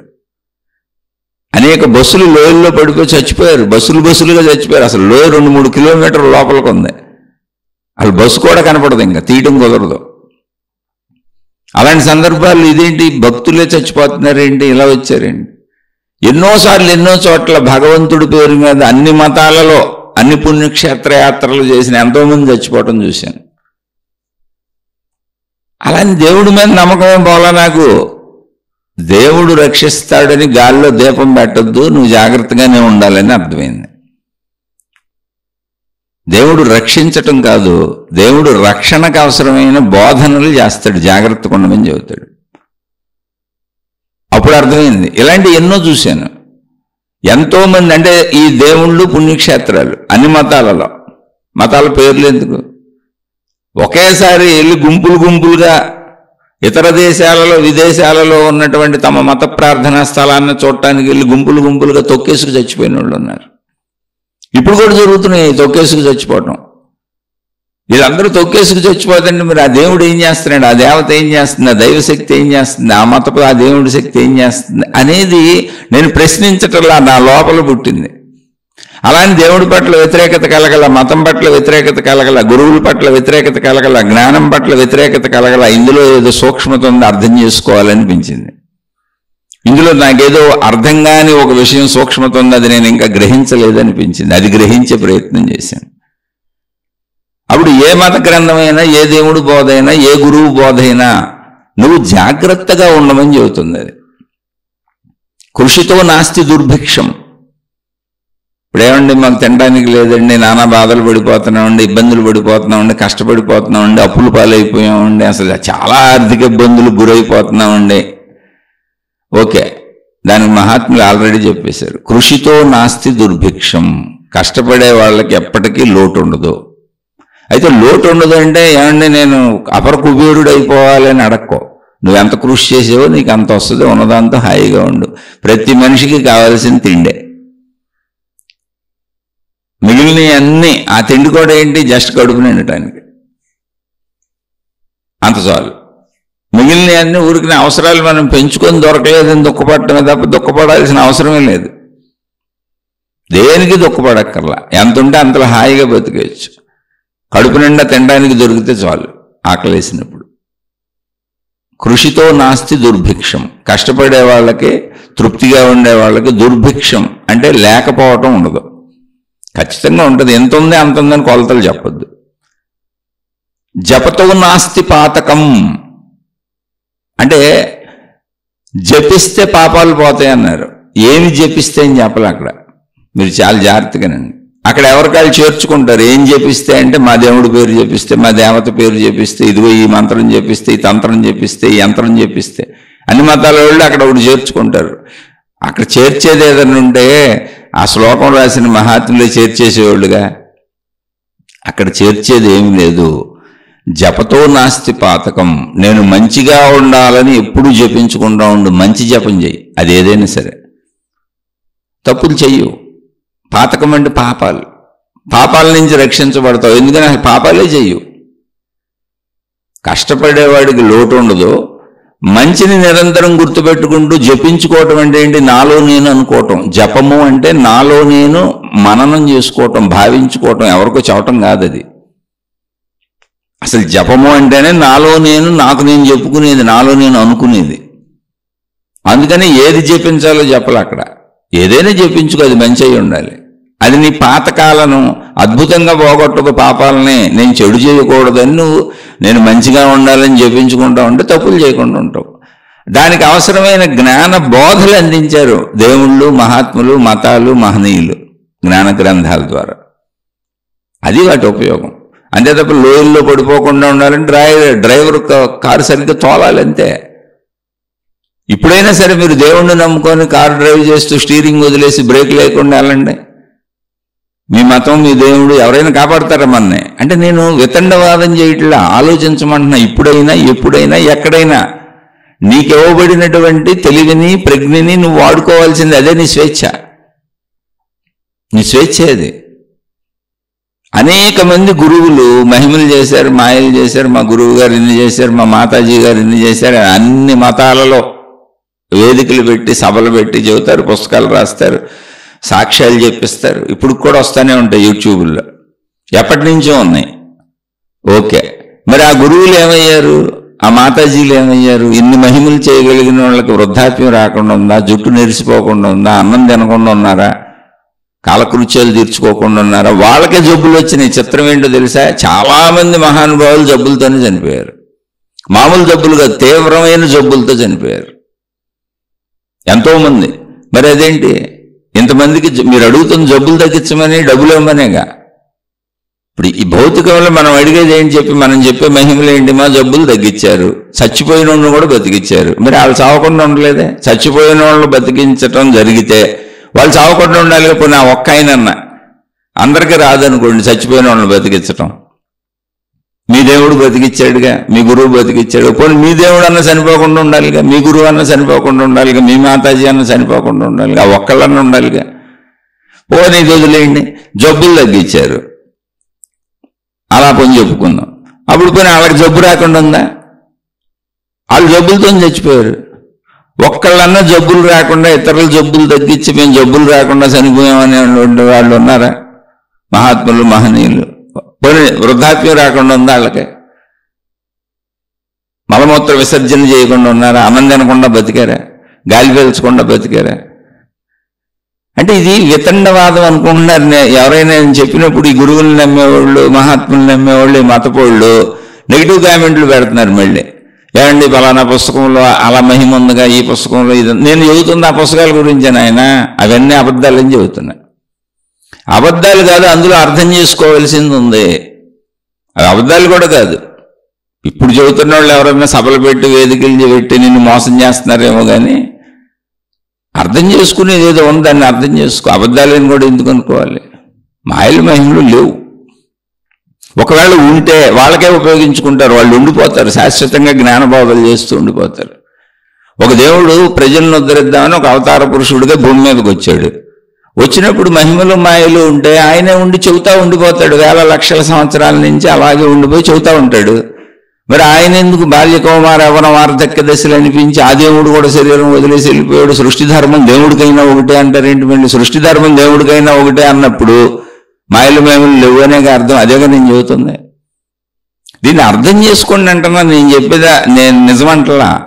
సృష్టి ధర్మం భగవంతుడికైనా ఒకటే, భగవంతుడు కూడా సృష్టి ధర్మాన్నే పాటిస్తాడు అని మళ్ళీ అదే గ్రంథాల్లో రాసుకుంటారు. మళ్ళీ ఆ పక్కనే మహిమలు రాస్తూ ఉంటారు. అన్నప్పుడు సృష్టి ధర్మం అందరికీ ఒకటే. నేనేం చెప్పేది, మహిమలు మాయలు లేవు ఇక్కడ. సృష్టి ధర్మం అందరికీ ఒకటే. ఎవరెవరిని మార్చలేరు. ఎవరి స్వేచ్ఛలోకి ఇంకొకళ్ళు వెళ్ళేలా సృష్టి అనుమతి ఇవ్వలేదు. కాబట్టి ఇక్కడ మీరు మాయలు మహిమలు కాదు, జ్ఞానం తీసుకోండి. ఆ గురువులు చెబుతున్న జ్ఞానం తీసుకోండి, ఆ మాతాజీలు చెబుతున్న జ్ఞానం తీసుకోండి, ఆ దేవుడు చెప్పిన జ్ఞానం తీసుకోండి, ఆ జ్ఞాన గ్రంథాలు, మత గ్రంథాలు చెబుతున్న జ్ఞానం తీసుకోండి. ఆ జ్ఞానాన్ని కూడా ఇప్పుడు ఎలా ఆచరించాలో అలా తీసుకోండి. మూర్ఖ జ్ఞానాన్ని తీసుకోబాకండి, మూఢ జ్ఞానాన్ని తీసుకోబాకండి. కాలం మారిపోయింది. అవి వేల సంవత్సరాలు, లక్షల సంవత్సరాల వెనక నుంచి లిఖించబడుతూ వస్తున్నాయి. నేటి మోడర్న్ ప్రపంచానికి అనుగుణంగా మారిపోయినటువంటి పరిస్థితులకు అనుగుణంగా, మారిపోయినటువంటి వస్త్రధారణకు అనుగుణంగా, మారిపోయినటువంటి ఆహార పదార్థాలకు అనుగుణంగా, మారిపోయినటువంటి వస్తువులకు అనుగుణంగా, మారిపోయినటువంటి మొత్తం ప్రపంచ సరళికి, మానవాళికి అనుగుణంగా ధర్మం మంచి ఎలా చేయాలో తీసుకోండి. దాన్ని అన్వయించుకోండి. అన్వయించుకునే జ్ఞానాన్ని పెంచుకోండి. ఎవరిని మార్చే శక్తి ఎవరికి ఇవ్వబడలేదు. నిన్ను నువ్వు మార్చుకోవచ్చు అంటే అదే ఇవ్వబడి. అయితే ఇక్కడ మీరు గమనిస్తే మహాత్ములు మార్చే ప్రయత్నం చేయలేదా అంటే తప్పకుండా చేశారు. ఇప్పుడు స్కూల్కి వెళ్ళామనుకోండి, మాస్టర్ పాఠం చెబితేనే పిల్లోడు చదువుకునేది. మాస్టర్ పిల్లోడి చేత చదివించలేడు. తనకు తెలిసిన పాఠాన్ని పిల్లలకు అర్థమయ్యేలా మాస్టర్ చెప్పగలడు. మాస్టర్ చెప్పిన పాఠాన్ని విని, జాగ్రత్తగా విని, దాన్ని అర్థం చేసుకొని, అందులో సందేహాలు వస్తే మాస్టర్ని అడిగి తెలుసుకొని, మళ్ళీ పిల్లోడు అది తనకు పూర్తిగా వచ్చే వరకు దాన్ని చదువుకుంటూ, మననం చేసుకుంటూ, హోంవర్కులు చేసుకుంటూ, నాకు వచ్చిందనే స్థితి వచ్చే వరకు పిల్లోడు దాని మీద కష్టపడి ప్రయత్నించాల్సిందే. ఇప్పుడు ప్రయత్నించేది పిల్లోడు తప్ప మాస్టర్ కాదు. పిల్లవాడి ప్రయత్నానికి సహకారంగా మాస్టర్ జ్ఞానాన్ని వివరంగా చెప్పాడు అంతే. ఎందుకు చెప్పాడు? మాస్టర్ తను ఎలా పొందాడు ఆ జ్ఞానం మాస్టర్కి తెలుసు. మాస్టర్ అవ్వకముందు మాస్టర్ కావటానికి ఈ జ్ఞానాన్ని అంతా పొందుకుంటూ వచ్చాడు. అలాగే ఒక గురువులు, మహాత్ములు, దైవస్థానాన్ని అలంకరించిన వాళ్ళందరూ కూడా వాళ్ళు ఆ స్థానానికి చేరుకోవటానికి, ఒక సామాన్య మనిషి నుంచి ఆ స్థానానికి వెళ్ళటానికి వాళ్ళు తమను తాము ఎలా మలుచుకుంటూ వెళ్ళారో, ఏం ఆచరించుకుంటూ వెళ్ళారో, ఎలా తమ మనసును నిగ్రహించుకుంటూ వెళ్ళారో, చెడును వదిలేసి మంచిని పెంచుకుంటూ వెళ్ళారో అవన్నీ చెప్పారు. వాటిని చదువుకొని అర్థం చేసుకొని వాటిని మన జీవితంలో ఆచరించుకోవలసినటువంటి విద్యార్థులం మనమే. మనమే మార్చుకోవాలి, ఎవరూ మార్చలేరు అని ఆ ప్రయత్నాలు చేస్తారు. ఇప్పుడు రామకృష్ణ పరమహంస దగ్గరికి, ఆ మహానుభావుడి దగ్గరికి రోజు ఆయన చూస్తానికి అనేక మంది వచ్చేవారు, అనేక మంది ఆయనకి శిష్యులు ఉన్నారు. ఒక సందర్భంలో అంటే ఆయన దగ్గరికి రావాలంటే పడవ మీద నుంచి రావాలి. ఒక సందర్భంలో ఒక శిష్యుడు పడవలో వస్తున్నాడు. ఊరు వాళ్ళు కూడా పడవల్లో మామూలు వాళ్ళు చాలామంది ఉంటారు. ఈయన రామకృష్ణ పరమహంస శిష్యుడు ఏదో సన్యాస దీక్ష తీసుకున్నాడు, వేరే డ్రెస్సులో కూడా ఉన్నాడు ఆయన. ఊరు వాళ్ళందరూ కొంతమంది రామకృష్ణ పరమహంస అని వాళ్ళ శిష్యుల్ని ఎగతాళి చేసేవాళ్ళు. అంటే జనరల్గా ఊరు వాళ్ళు ఏదో కష్టపడి బతుకుతూ ఇలా సన్యాసులుగా ఏమీ చేయకుండా ఏదో దేవుడు అని తిరుగుతున్నాడు అన్న వాళ్ళ మీద ఒక రకమైనటువంటి తెలియనితనం కూడా ఉంటుంది. దానివల్ల ఎగతాళి చేసేవాళ్ళు. అలా ఈ రామకృష్ణ పరమహంస వారి శిష్యుడు ఆ పడవలో కూర్చున్నప్పుడు ఊరి వాళ్ళందరూ ఎగతాళి మాటలు మాట్లాడారు. ఎవరి గురించి? వాళ్ళ గురువు గారి గురించి కొంచెం తక్కువ చేసి మాట్లాడారు. అలా పడవ వెళ్తానని మాట్లాడుతూనే ఉన్నారు. అతను మౌనంగా కూర్చున్నాడు. అంటే మౌనంగా కూర్చున్నప్పుడు అతని ఉద్దేశం ఏంటంటే, అయ్యా ఈ సత్యమేదో నాకు తెలుసు, ఆధ్యాత్మికత, నేనేదో నా తిప్పలు పడుతున్నా, మా గురువు గారు ఆయన తిప్పలు పడుతున్నారు, మేము అందరం గురు శిష్యులు కలిసి మా తిప్పలు మేము పడుతున్నాం, ఏదోకెళ్ళి పిచ్చివాగుడు వాక్కుంటా ఉంటారు, వాళ్ళతో మనకేంటి అని మౌనంగా ఉన్నాడు. శాంతంగా వచ్చాడు, పడవ దిగాడు, వచ్చేసాడు. రామకృష్ణ పరమహంస వారి దగ్గరికి వచ్చాడు. అందరితో పాటు కూర్చున్నాడు. అన్నీ జరిగినాయి. ఏదో సంభాషణల్లో ఇలా పడవలో ఇలా జరిగిందనే సంభాషణ కూడా రామకృష్ణ పరమహంస వారికి తెలిసింది. తెలిసి ఆయన శిష్యుడిని అడిగారు, నాయనా నువ్వు పడవలో వస్తున్నప్పుడు ఏం జరిగింది అని. అక్కడ అందరూ ఉన్నారు అప్పుడు. అంటే ఇలా మిమ్మల్ని నిందిస్తున్నారు గురువుగారు వాళ్ళు, నేను సౌమ్యంగా మౌనంగా ఉండిపోయాను, శాంతంగాను. అంటే రామకృష్ణ పరమహంస అడిగారు, వాళ్ళు నన్ను నిందిస్తున్నారు కదా, అంటే ఏదో నన్ను తప్పు మాటలు మాట్లాడారు, మరి నన్ను గురువుగాను స్వీకరించి నడుస్తున్నావు కదా, వాళ్ళు నిందించింది నిజాలా అబద్ధాలా అని అడిగారు. అంటే వాళ్ళు అబద్ధపు మాటలు మాట్లాడుతున్నారా నా గురించి, నిజాలు మాట్లాడారు? లేదండి, వాళ్ళు మాట్లాడినవన్నీ అబద్ధమే, పాపం వాళ్ళకి తెలియకల్లా మాట్లాడారు. అప్పుడు మరి నువ్వు వాళ్ళని ఆపి నిజం ఎందుకు చెప్పలేకపోయావు? మీరు మాట్లాడుతున్న విధంగా నా గురువు మోసగాడు కాదు, ఆయన ఇలా ఉంటారని నిజం నువ్వు ఎందుకు చెప్పలేదు? అందుకే నేను నమ్మి వెళ్తున్నానని ఎందుకు చెప్పలేదు అని అడిగారు. ఇతను పాపం సైలెంట్ అయిపోయాడు. అప్పుడు ఆయన అన్నారు, ఇక నుంచి నువ్వు సత్యమని భావించింది ఎవరైనా అసత్యమని చెబుతున్నప్పుడు అది సత్యమని చెప్పు, గొడవ పడక్కర్లేదు, కానీ చెప్పే ప్రయత్నం చేయాలి, మౌనంగా నీలో నువ్వు ఉండిపోబాక అని చెప్పారు. అంటే సత్యాన్ని చెప్పు ఎదుటి వాళ్ళకి, లేకపోతే ఇప్పుడు నువ్వు మౌనంగా ఉంటే వాళ్ళు నిజమని నమ్ముతారుగా, వీడు కూడా ఏం మాట్లాడతలేదు ఇన్నన్నా అనుకుంటారుగా, కాబట్టి సత్యాన్ని చెప్పు అన్నారు. అలాగేనండి అన్నాడు.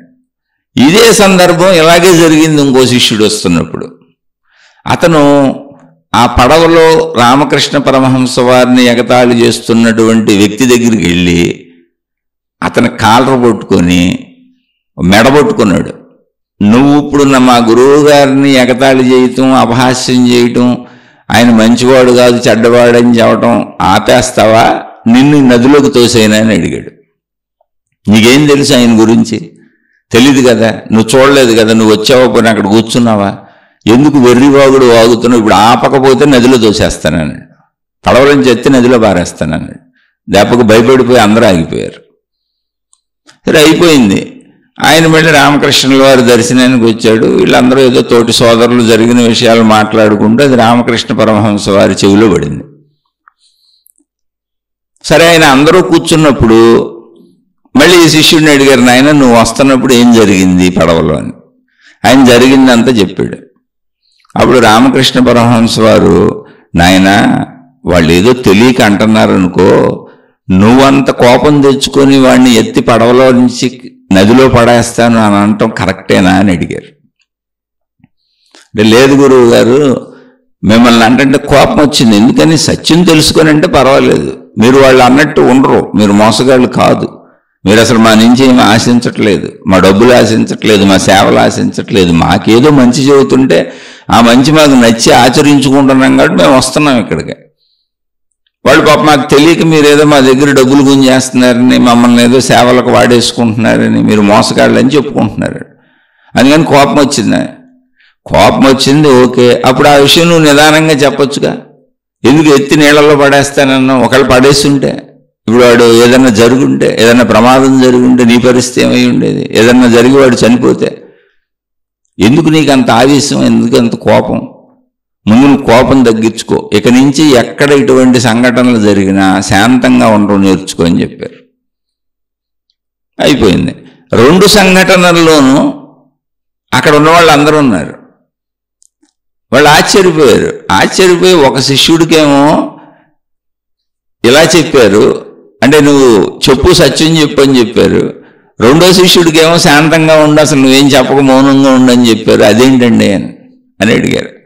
అప్పుడు ఆయన చెప్పారు, మొదటి వాడిది శాంత స్వభావం, భయస్థుడు అతను. ఆ భయం ఏంటి అంటే, ఇప్పుడు నేను వీళ్ళకి ఏదన్నా చెప్పి, లేదు మా గురువు గారు మంచివాళ్ళు అన్నాను అనుకో, వీళ్ళని ఏమైనా చేసేస్తారేమో అంటే తనకు ఆ భయంతో తనకు తెలిసిన సత్యాన్ని కూడా ప్రకటించలేకపోతున్నాడు. ప్రకటించలేనోడు రేపు ఏం ఆచరిస్తాడు జీవితంలో? సత్యాన్ని ఆచరించడానికి, సత్యంగా జీవించడానికి కూడా ధైర్యం కావాలి. చిన్న చిన్న సమస్యలు, బాధలు, కష్టాలు వస్తే తప్పుల్లోకి వెళ్ళిపోతాడు. అదే ఇప్పుడు చాలా మంది చూడండి, మీరు డబ్బులకి చిన్న చిన్న అబద్ధాలు ఆడేస్తారు, మోసాలు చేసేస్తారు, అప్పులని చెప్పి తీసేసుకుంటారు, ఎక్కొట్టేస్తారు. వీళ్ళందరూ వాళ్ళే చిన్న సమస్య రాగానే భయపడిపోయి తప్పుల్లోకి వెళ్ళిపోతారు. అలా వాడు తప్పుల్లోకి వెళ్ళిపోతాడేమో. అందుకని వాడు సత్యాన్ని ప్రకటించే ధైర్యం తెచ్చుకోవాలి. అప్పుడు భవిష్యత్తులో జీవితంలో వచ్చే తప్పుల్ని ఎదుర్కోగలుగుతాడు, ధైర్యం పెరుగుతుంది. వీడికి ధైర్యం ఎక్కువైపోయింది. ఎక్కువైపోయి మనిషిని ఎత్తి పడేస్తానంటున్నాడు. ఆల్రెడీ తప్పులోకి వెళ్ళిపోతున్నాడు వీడు. ఇప్పుడు నిజంగా ఆ మనిషిని ఎత్తి పడేసాడు, ఆ మనిషికి ఏదో ప్రమాదం జరిగింది, ఆ మనిషి చనిపోయడానికి ఏమవ్వాలి? అంత కోపం పనికిరాదు సత్యమే అయినా కూడా. సత్యాన్ని సౌమ్యంగా చెప్పాలి, ప్రశాంతంగా చెప్పాలి. కాబట్టి వీళ్ళు కోపాన్ని తగ్గించాలి. వీడికి ధైర్యం ఎక్కువైపోయింది, తగ్గించాలి. ఇప్పుడు అది కోపం కింద మారిపోతుంది. వీళ్ళు కోపాన్ని తగ్గించాలి. తగ్గిస్తే వీడు శాంతియుతంగా, హాయిగా, ప్రశాంతంగా బతుకుతాడు, ఏ తప్పులు చేయకుండా ఉంటాడు. వాడిలో ధైర్యాన్ని పెంచాలి. పెంచితే వాడు ఏ తప్పులు చేయకుండా ఉంటాడు.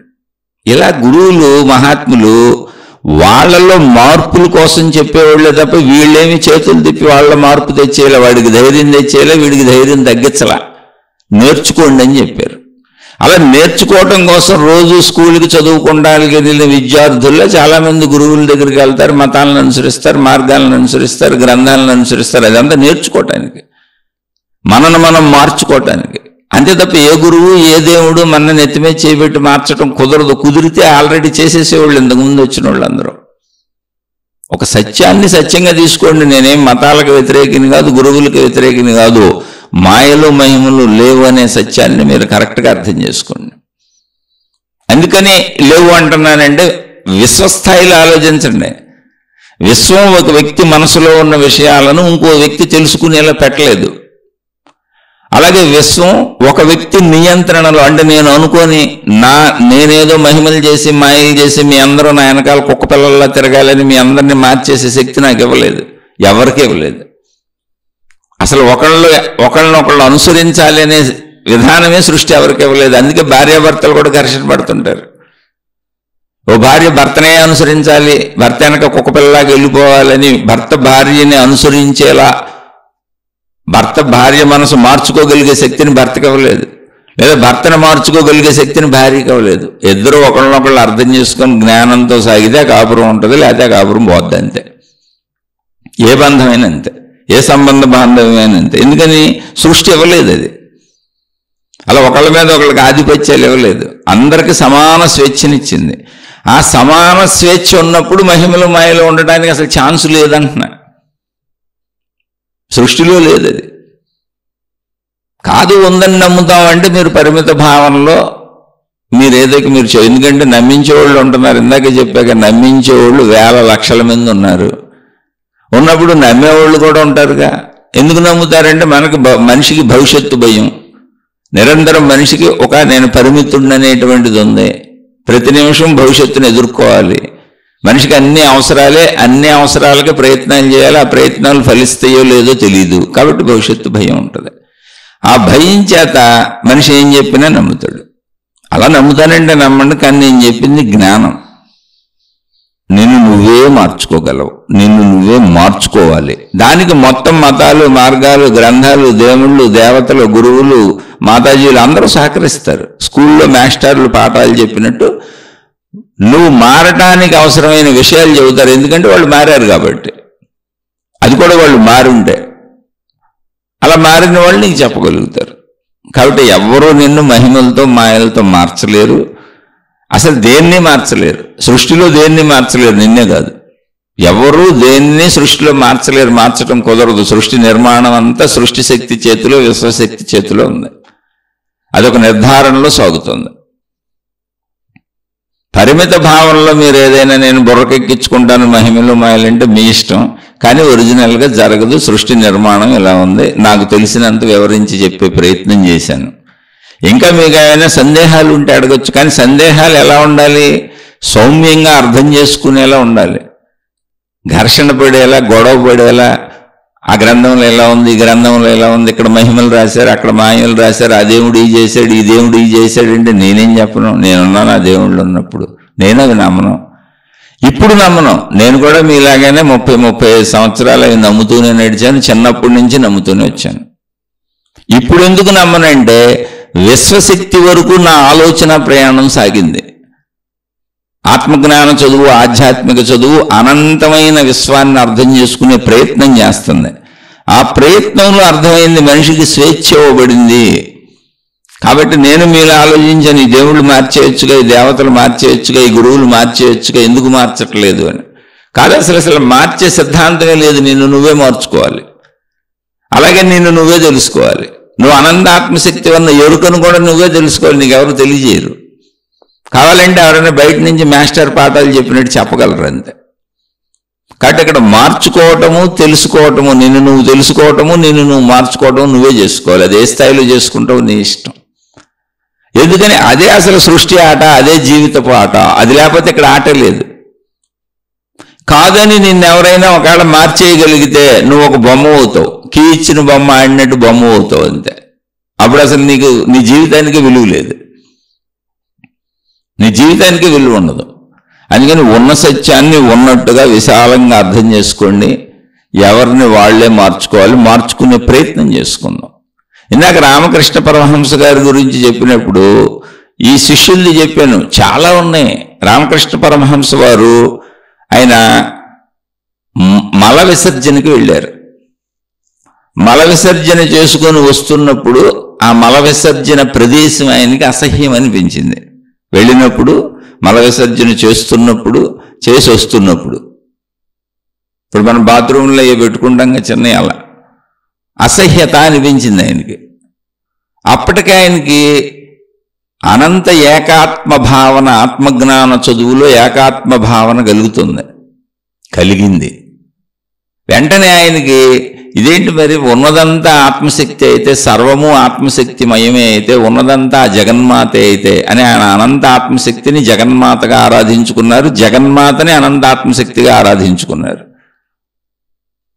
మరి నాకు ఎందుకు ఇక్కడ అసహ్యభావన కలుగుతుంది? మనకైనా సరే మలమూత్ర విసర్జనలు అసహ్యభావన కలుగుతుందిగా, అది శరీరంలో కలిగే సహజ విషయం. అది ఆయన ఆలోచించారు. మరి నాకు శరీర భావనలో ఇది కలుగుతున్నప్పుడు ఏకాత్మ భావన పోతుందిగా నాకు.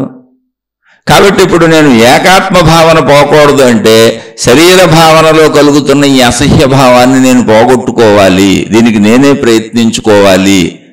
ఈ భావన పోయే వరకు ఏం చేయాలి అని ఆయన ఆ భావన పోగొట్టుకోవటానికి తన జుట్టుతో రోజు ఆ ప్రాంతాన్ని క్లీన్ చేశారు. అసహ్య భావన పోయే వరకు కొన్ని రోజులు, కొన్ని నెలలో తన తలతో క్లీన్ చేస్తున్నారు అక్కడ. అది అలవాటైపోయి కొన్ని రోజులకి, కొన్ని నెలలకి ఆ భావన పోగానే ఇంక పోయింది, ఆపేశారు. అలా తనలో భావనలను ఆయనే పోగొట్టుకున్నారు. శ్రీధర్ మహారాజ్ అని ఒక ఆయన ఉన్నారు. శ్రీధర్ మహారాజ్ ఆయన గురువు, శిష్యులకు బోధలు చేస్తూ ఉంటారు. ఆయన తింటున్నప్పుడు రుచులు బాగా తెలిసేవి ఆయనకి. ఇది బాగుంది, ఇది బాగోలేదు, ఇది తినాలి, ఇది తినకూడదు, నాకు ఇది ఇష్టం అని. అయితే ఆధ్యాత్మికతలో ఆయన కూడా అనంత ఆత్మ ఎరుకకి వెళ్ళారు. ఆత్మశక్తి భావన కలిగింది. కానీ దేహ భావనలో తింటున్నప్పుడు రుచి భావన పోవట్లేదు. ఆయన ఆలోచించారు, ఎందుకు నేను ఇంత చిన్న విషయంలో ఈ రుచిని బొట్టుకు ఏలాడుతున్నానే, నేనే అనంత ఆత్మతత్వాన్ని అందరికీ చెబుతున్నాను, నాకు ఇది ఎందుకు పోలేదు, ఇది పోగొట్టుకోవాలి నేను ఎలా అయినా అని. ఆయన రుచి భావన అంటే తినాలి కానీ రుచిగా లేకపోతే వదిలేస్తున్నారు. తనకు రుచికరమైన చేయించుకు తింటున్నారు. అంటే మామూలు మనిషి కోరికలాగానే ఉంది, అది తప్పని కాదు. కానీ ఆయన తన మీద తాను పట్టు సాధించాలనుకున్నారు. దేహభావన నుంచి అనంతాత్మ భావనకి సాగే ప్రయాణంలో అది నాకు అర్థమైనప్పుడు నేను ఎందుకు దేహభావనలో ఇరుక్కుపోతున్నాను, దేహానికి అవసరమైంది తినొచ్చు, కానీ ఈ రుచి అనేది ఎందుకు ఇంత బలంగా నన్ను పట్టుకుంది అని నాకు నేనే ఇది మార్చుకోవాలని ఆయన ఏం చేశారంటే, రోడ్డు మీద గేదెలు ఆవులు వెళ్తూ ఉంటాయి, అవి పేడ వేసింది, పేడ తెచ్చుకొని ఆ పేడని అన్నంలో కలిపేసి నాలికిచ్చి రెండు నోట్లో పెట్టుకొని తిను, ఈ రుచి చూడని తనకు తానే ఆ మలాన్ని అంటే ఆ గోవుల, ఆవుల, గేదెల మలాన్ని తిని తానే వాంతులు చేసుకొని, తానే తిని తానే వాంతులు చేసుకొని రుచి పట్ల ఉన్నటువంటి భావాన్ని పోగొట్టుకున్నారు. అయితే ఎవరు అలా చేయబాకండి, ఈ పిచ్చి పనులు అంటే మనం చేస్తే పిచ్చి పనులు. మహాత్ములు ఏదో చిన్నది ఉంది వాళ్ళకి మిగిలిపోయి దాన్ని వాళ్ళు పోగొట్టుకున్నారు. అలా అందరూ సాధనలు చేసుకున్నారు. రామకృష్ణ పరమహంస నిరంతరం సాధనలు చేస్తూనే ఉండేవారు. నిరంతరం ఏదో ఒక సాధనలు చేస్తూనే ఉండేవారు, చేసుకుంటూనే ఉండేవారు, ఆ భావాన్ని పెంచుకుంటూ ఉండేవారు. అలా పెంచుకుంటున్న భావాలను, సాధన చేస్తున్న భావాలనే శిష్యులకు బోధించేవాడు. అంటే నిన్ను నువ్వే మార్చుకోవాలి. ఎలాంటి ఉదాహరణలు కొల్లలు ఉంటాయి. మీరు మహిమలో మాయలే చదువుకోవాలి పుస్తకాల్లో అనుకుంటే మీకు అయ్యే కనపడతాయి కళ్ళకే. మీరు ఆచరణలో సాధనలో చదువుకోవాలనుకొని చదవండి, ఆ పుస్తకంలో అవి కూడా కనపడతాయి, అవి కూడా ఉన్నాయి అక్కడే. అటు మనం వదిలేస్తున్నాం, మనకు అక్కర్లేదు, మనకు శ్రమ పడకుండా ఏదన్నా మీదొచ్చి పడిపోవాలని ఉంది. అలా మనల్ని నమ్మించే వాళ్ళు ఉన్నారు. ఎందుకని? వాళ్ళకి ప్రాపగండ కావాలి, ప్రచారం కావాలి, డబ్బు కావాలి, మనుషులు కావాలి, కీర్తి ప్రతిష్టలు కావాలి. ఇంక దాన్ని మనం ఏం చేస్తాం? ఆ వలలో పడే పక్షుల్ని, ఆ వలలో పడే చేపల్ని మనం ఏం చేయలేము. ఎందుకంటే వీళ్ళకి కూడా, ఈ చేపలకి ఈ పక్షులకు కూడా అదే ఇష్టం, కష్టపడకుండా వచ్చి మీద పడిపోవాలి. కానీ వాస్తవంగా సృష్టి ప్రకారం అయితే ఎవరిని వాళ్లే మార్చుకోవాలి, ఎవరిని వాళ్లే తెలుసుకోవాలి, ఎవరిని వాళ్లే అర్థం చేసుకోవాలి, ఎవరిని వాళ్లే నియంత్రించుకొని మంచిలో నడుపుకోవాలి, ఎవరికి వాళ్లే మోక్షాన్ని పొందాలి. మోక్షం అంటే ఆత్మసాక్షాత్కారం. అది ఎవరికి వాళ్లే చేసుకోవాలి. ఇంకొకళ్ళు ఇవ్వగలిగినా, ఇంకొకళ్ళు చేయగలిగినా, సృష్టి ఆ వెసులుబాటు ఇచ్చి ఉంటే ఆల్రెడీ ఉన్న మహాత్ములు, వచ్చిన మహాత్ములు, భూమి మీదకి వచ్చిన దేవుళ్ళు, మహనీయులు అందరూ కరుణమయులే. అందరి నెత్తి మీద చేయబెట్టి మోక్షాన్ని ఇచ్చేసేవాళ్ళు. అందరూ కరుణమయులే. భూమి మీదకి వచ్చిన వాళ్ళు అందరూ జాలి కలిగిన వాళ్ళే, అందరూ దయ కలిగిన వాళ్ళే. అందరికీ మనుషుల పట్ల ప్రేమ ఉంది కాబట్టి ఎంత జ్ఞానబోధలు చేశారు, ఇన్ని విషయాలు చెప్పారు, ఇన్ని గ్రంథాలు చెప్పారు. మారండి బాబు, మారండి అని చెప్పారు. ఒకవేళ వెసులుబాటు ఉండి మార్చే అవకాశం ఉంటే వాళ్లే మార్చేసేవాళ్ళు. ఎందుకు మార్చరు? ఆ వెసులుబాటు లేదు కనుక, నాయన మీరే మారాలి, సత్యం చెప్పేళ్తున్నాము, ఇదిగో జ్ఞానం చెప్పేళ్తున్నాం, మేము ఎలా మారామో మాకేం తెలుసు, అదంతా మీకు బోధించి వెళ్ళిపోతున్నాం అని చెప్పి అందరిలాగానే సామాన్యమైనటువంటి వ్యక్తి తన శరీరంతో ఎలా జీవిస్తాడో అలాగే జీవించి, సామాన్యమైన వ్యక్తి తన శరీరాన్ని ఎలా వదులుతాడో అలాగే వదిలి వెళ్ళిపోయారు. ఇంకా ఇలా ఎన్నో ఉదాహరణలు చెప్పుకోవచ్చు, ఎంతోమంది మహనీయుల ఉదాహరణలు చెప్పుకోవచ్చు. ఎన్ని చెప్పుకున్నా సత్యం ఏంటంటే నన్ను నేనే మార్చుకోవాలి, నన్ను నేనే తెలుసుకోవాలి. ఏ మహిమలు, ఏ మాయలు అసలు లేవు. ఆ మహిమలు, మాయలు, శక్తుల చేత ఒకళ్ళను ఇంకొకళ్ళు మార్చడానికి సృష్టి అనుమతి ఇవ్వలేదు. ఇంకా అర్థం చేసుకుంటే, చక్కగా అర్థం చేసుకొని మీ జీవితాన్ని మీరు మార్చుకొని మిమ్మల్ని మీరు మంచి దారిలో పెట్టుకునే ప్రయత్నం చేయండి. ఒకవేళ అర్థం చేసుకోలేదు, మేము మా గ్రంథాలే నమ్ముతాం, మా మతాలే నమ్ముతాం, మా మహిమలే నమ్ముతాం, మా గురువు చెప్పిన మహిమలే నమ్ముతాం, మా మాతాజీ చెప్పిన మహిమలు నమ్ముతాం, మాయలు నమ్ముతాం అంటే తప్పకుండా నమ్మండి, నమ్మి ఆ మార్గంలో సాగండి. ఎందుకనంటే నేను చిన్నతనం నుంచి, అంటే నేను పుట్టిన కాడి నుంచి చిన్నతనం నుంచి సుమారుగా నాకు 40-45 ఏళ్ళు వచ్చే వరకు నేను ఇవన్నీ నమ్ముతానే ఉన్నా, నమ్మే సాగే మార్గాల్లో. 40-45 ఏళ్ళు వచ్చినాక నేను మీకు చెప్పిన బస్సులు పడిపోయినాయి, కార్లు పడిపోయినాయి, రైళ్లు పడిపోయినాయి, చిన్న చిన్న ఉదాహరణలు ఎన్నో సంఘటనలు నాకు ప్రశ్నలు రేపినాయి. ఆ దేవుడు ఇక్కడ ఎందుకు కాపాడతలేదు, వీళ్ళని ఎందుకు కాపాడతలేదు? ఒక దేవుడు ఇప్పుడు సునామీ వచ్చి మనుషులు లక్షల మంది చచ్చిపోవాలని ఏ దేవుడైనా కోరుకుంటాడా? నిజం చెప్పండి. రక్షించగలిగిన శక్తి ఉంటే అసలు మనుషులను రక్షించడానికే దేవుడు ఉండేది. భూకంపాలు వచ్చి లక్షల మంది ఇళ్ళు కూలిపోయి చచ్చిపోవాలని దేవుడు కోరుకుంటాడా? అలాంటి దేవుడు ఉంటాడా? అలాంటి గురువు ఉంటాడా? అసలు రైళ్ళు యాక్సిడెంట్లు, బస్సులు యాక్సిడెంట్లు, విమానాలు పడిపోవటాలు అంత కర్కశమైనవి తెలిసి వాళ్ళకే ఎలా జరుగుతాయి అని తెలిసి, మహిమలుండి మాయలుండి శక్తులుండి వాళ్ళకు ముందే తెలిసి రక్షించగలిగితే ఎవరైనా రక్షించకుండా ఉంటారో చెప్పండి? అసలు ఒక దేవుడు అంటే, ఒక గురువు అంటే ఎంత కరుణామయుడై ఉంటాడు, ఎంత దయగలవాడై ఉంటాడు, ఎంత జాలి గలవాడై ఉంటాడు. అప్పుడేం చెబుతారో తెలుసా? మళ్ళీ సృష్టి ధర్మాన్ని తప్పరని చెబుతారు. ఒరే నాయన, నేను చెబుతుంది అదే, సృష్టి ధర్మాన్ని తప్పనప్పుడు అందరికీ ఒకటే ధర్మం, మళ్ళీ మాయల మహిమలు ఎందుకు చెబుతున్నారు? ఏదో ఒక దాన్ని పట్టుకొని సరిగ్గా అర్థం చేసుకొని వెళ్దాం. అలానే మీరు మహిమలు నమ్మితే తప్పేం లేదు, వెళ్ళండి. ఎందుకనంటే నేను 45 ఏళ్ల పాటు నమ్ముతూనే వెళ్ళాను. చిన్నప్పటి నుంచి నాకు తెలియదు, మా వాళ్ళు చెప్పినవన్నీ నమ్మాను. కొంచెం ఊహ తెలిసినాక గురువులు, మహాత్ములు, దేవుళ్ళు, మతాలు ఇవన్నీ ఖచ్చితంగా మహిమలే చెబుతాయి. గ్రంథాలన్నింటిలో మహిమలు మాయలే రాస్తారు.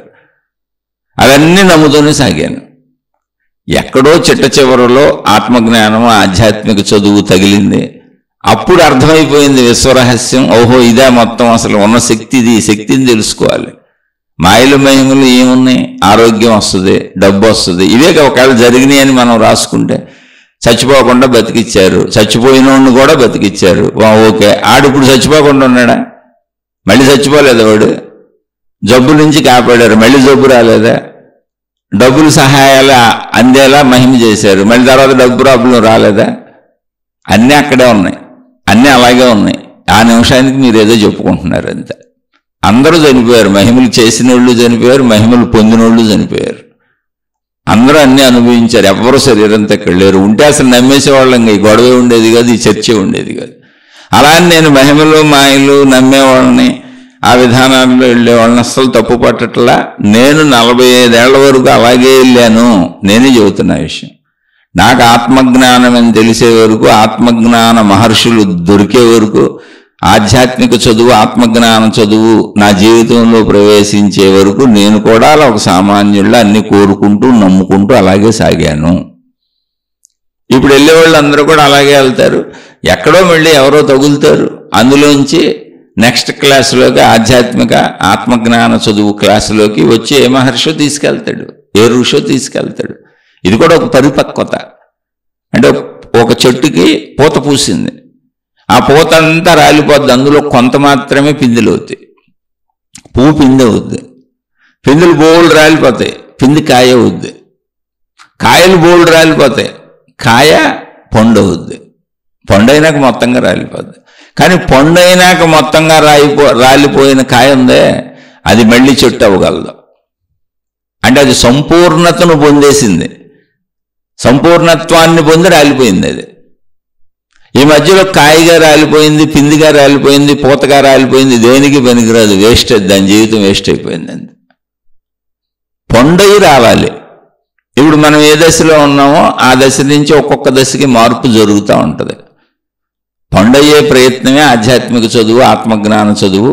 పెందెలుగా, కాయలుగా, పూతలుగా అన్నీ నమ్ముతాం, మహిమలు నమ్ముతాం, మాయలు నమ్ముతాం. అప్పుడప్పుడు ఆ దశల్లో ఉన్నాం, అదేం తప్పు కాదు. దాన్ని పట్టుకొని ముందుకెళ్దాం. కానీ దాంతో వాదోపవాదనలు చేయొద్దు. ఇందులో ఎలా ఉందిగా, అందులో అలా ఉందిగా, మహిమలు ఉన్నాయిగా, మాయలు ఉన్నాయి, కానీ వాదోపవాదనలు చేయొద్దు. ఇప్పుడు కూడా యూట్యూబ్లో డైరెక్ట్గా మహిమలు చేస్తూ మహిమలు పెడుతున్న వాళ్ళు ఎంతోమంది ఉన్నారు, భగవాన్లు అనే పేరులతో. ఎవరు కాదన్నారు? వాళ్ళకి ఎంతోమంది భక్తులు ఉన్నారు, వాళ్ళని ఎవరు కాదన్నారు? విషయ అవగాహనకి, జ్ఞానం చెప్పుకోవటానికి ఆధ్యాత్మిక చదువుగా, ఆత్మజ్ఞాన చదువుగా ఊరికనే మనం చెప్పుకున్నాం అంతే. ఆలోచించి చూడండి. మనను మనమే మార్చుకోవాలి అనేది జ్ఞాన మార్గపు, ఆత్మజ్ఞాన మార్గపు ఆధ్యాత్మిక చదువు యొక్క సత్యం. ఇది అర్థమైన వాళ్ళు ఇందులో సాగండి, మిగిలిన వాళ్ళు మీకు ఏది అర్థమైతే అందులో సాగండి, అన్నీ రైటే. నేను కూడా 45 ఏళ్ళు అలాగే సాగొచ్చానని చెబుతున్నా. శుభమస్తు. మీకు మీ కుటుంబ సభ్యులకు మేలు చేకూరుగాక. మరలా మరొక కొత్త శీర్షికతో కలుసుకుందాం.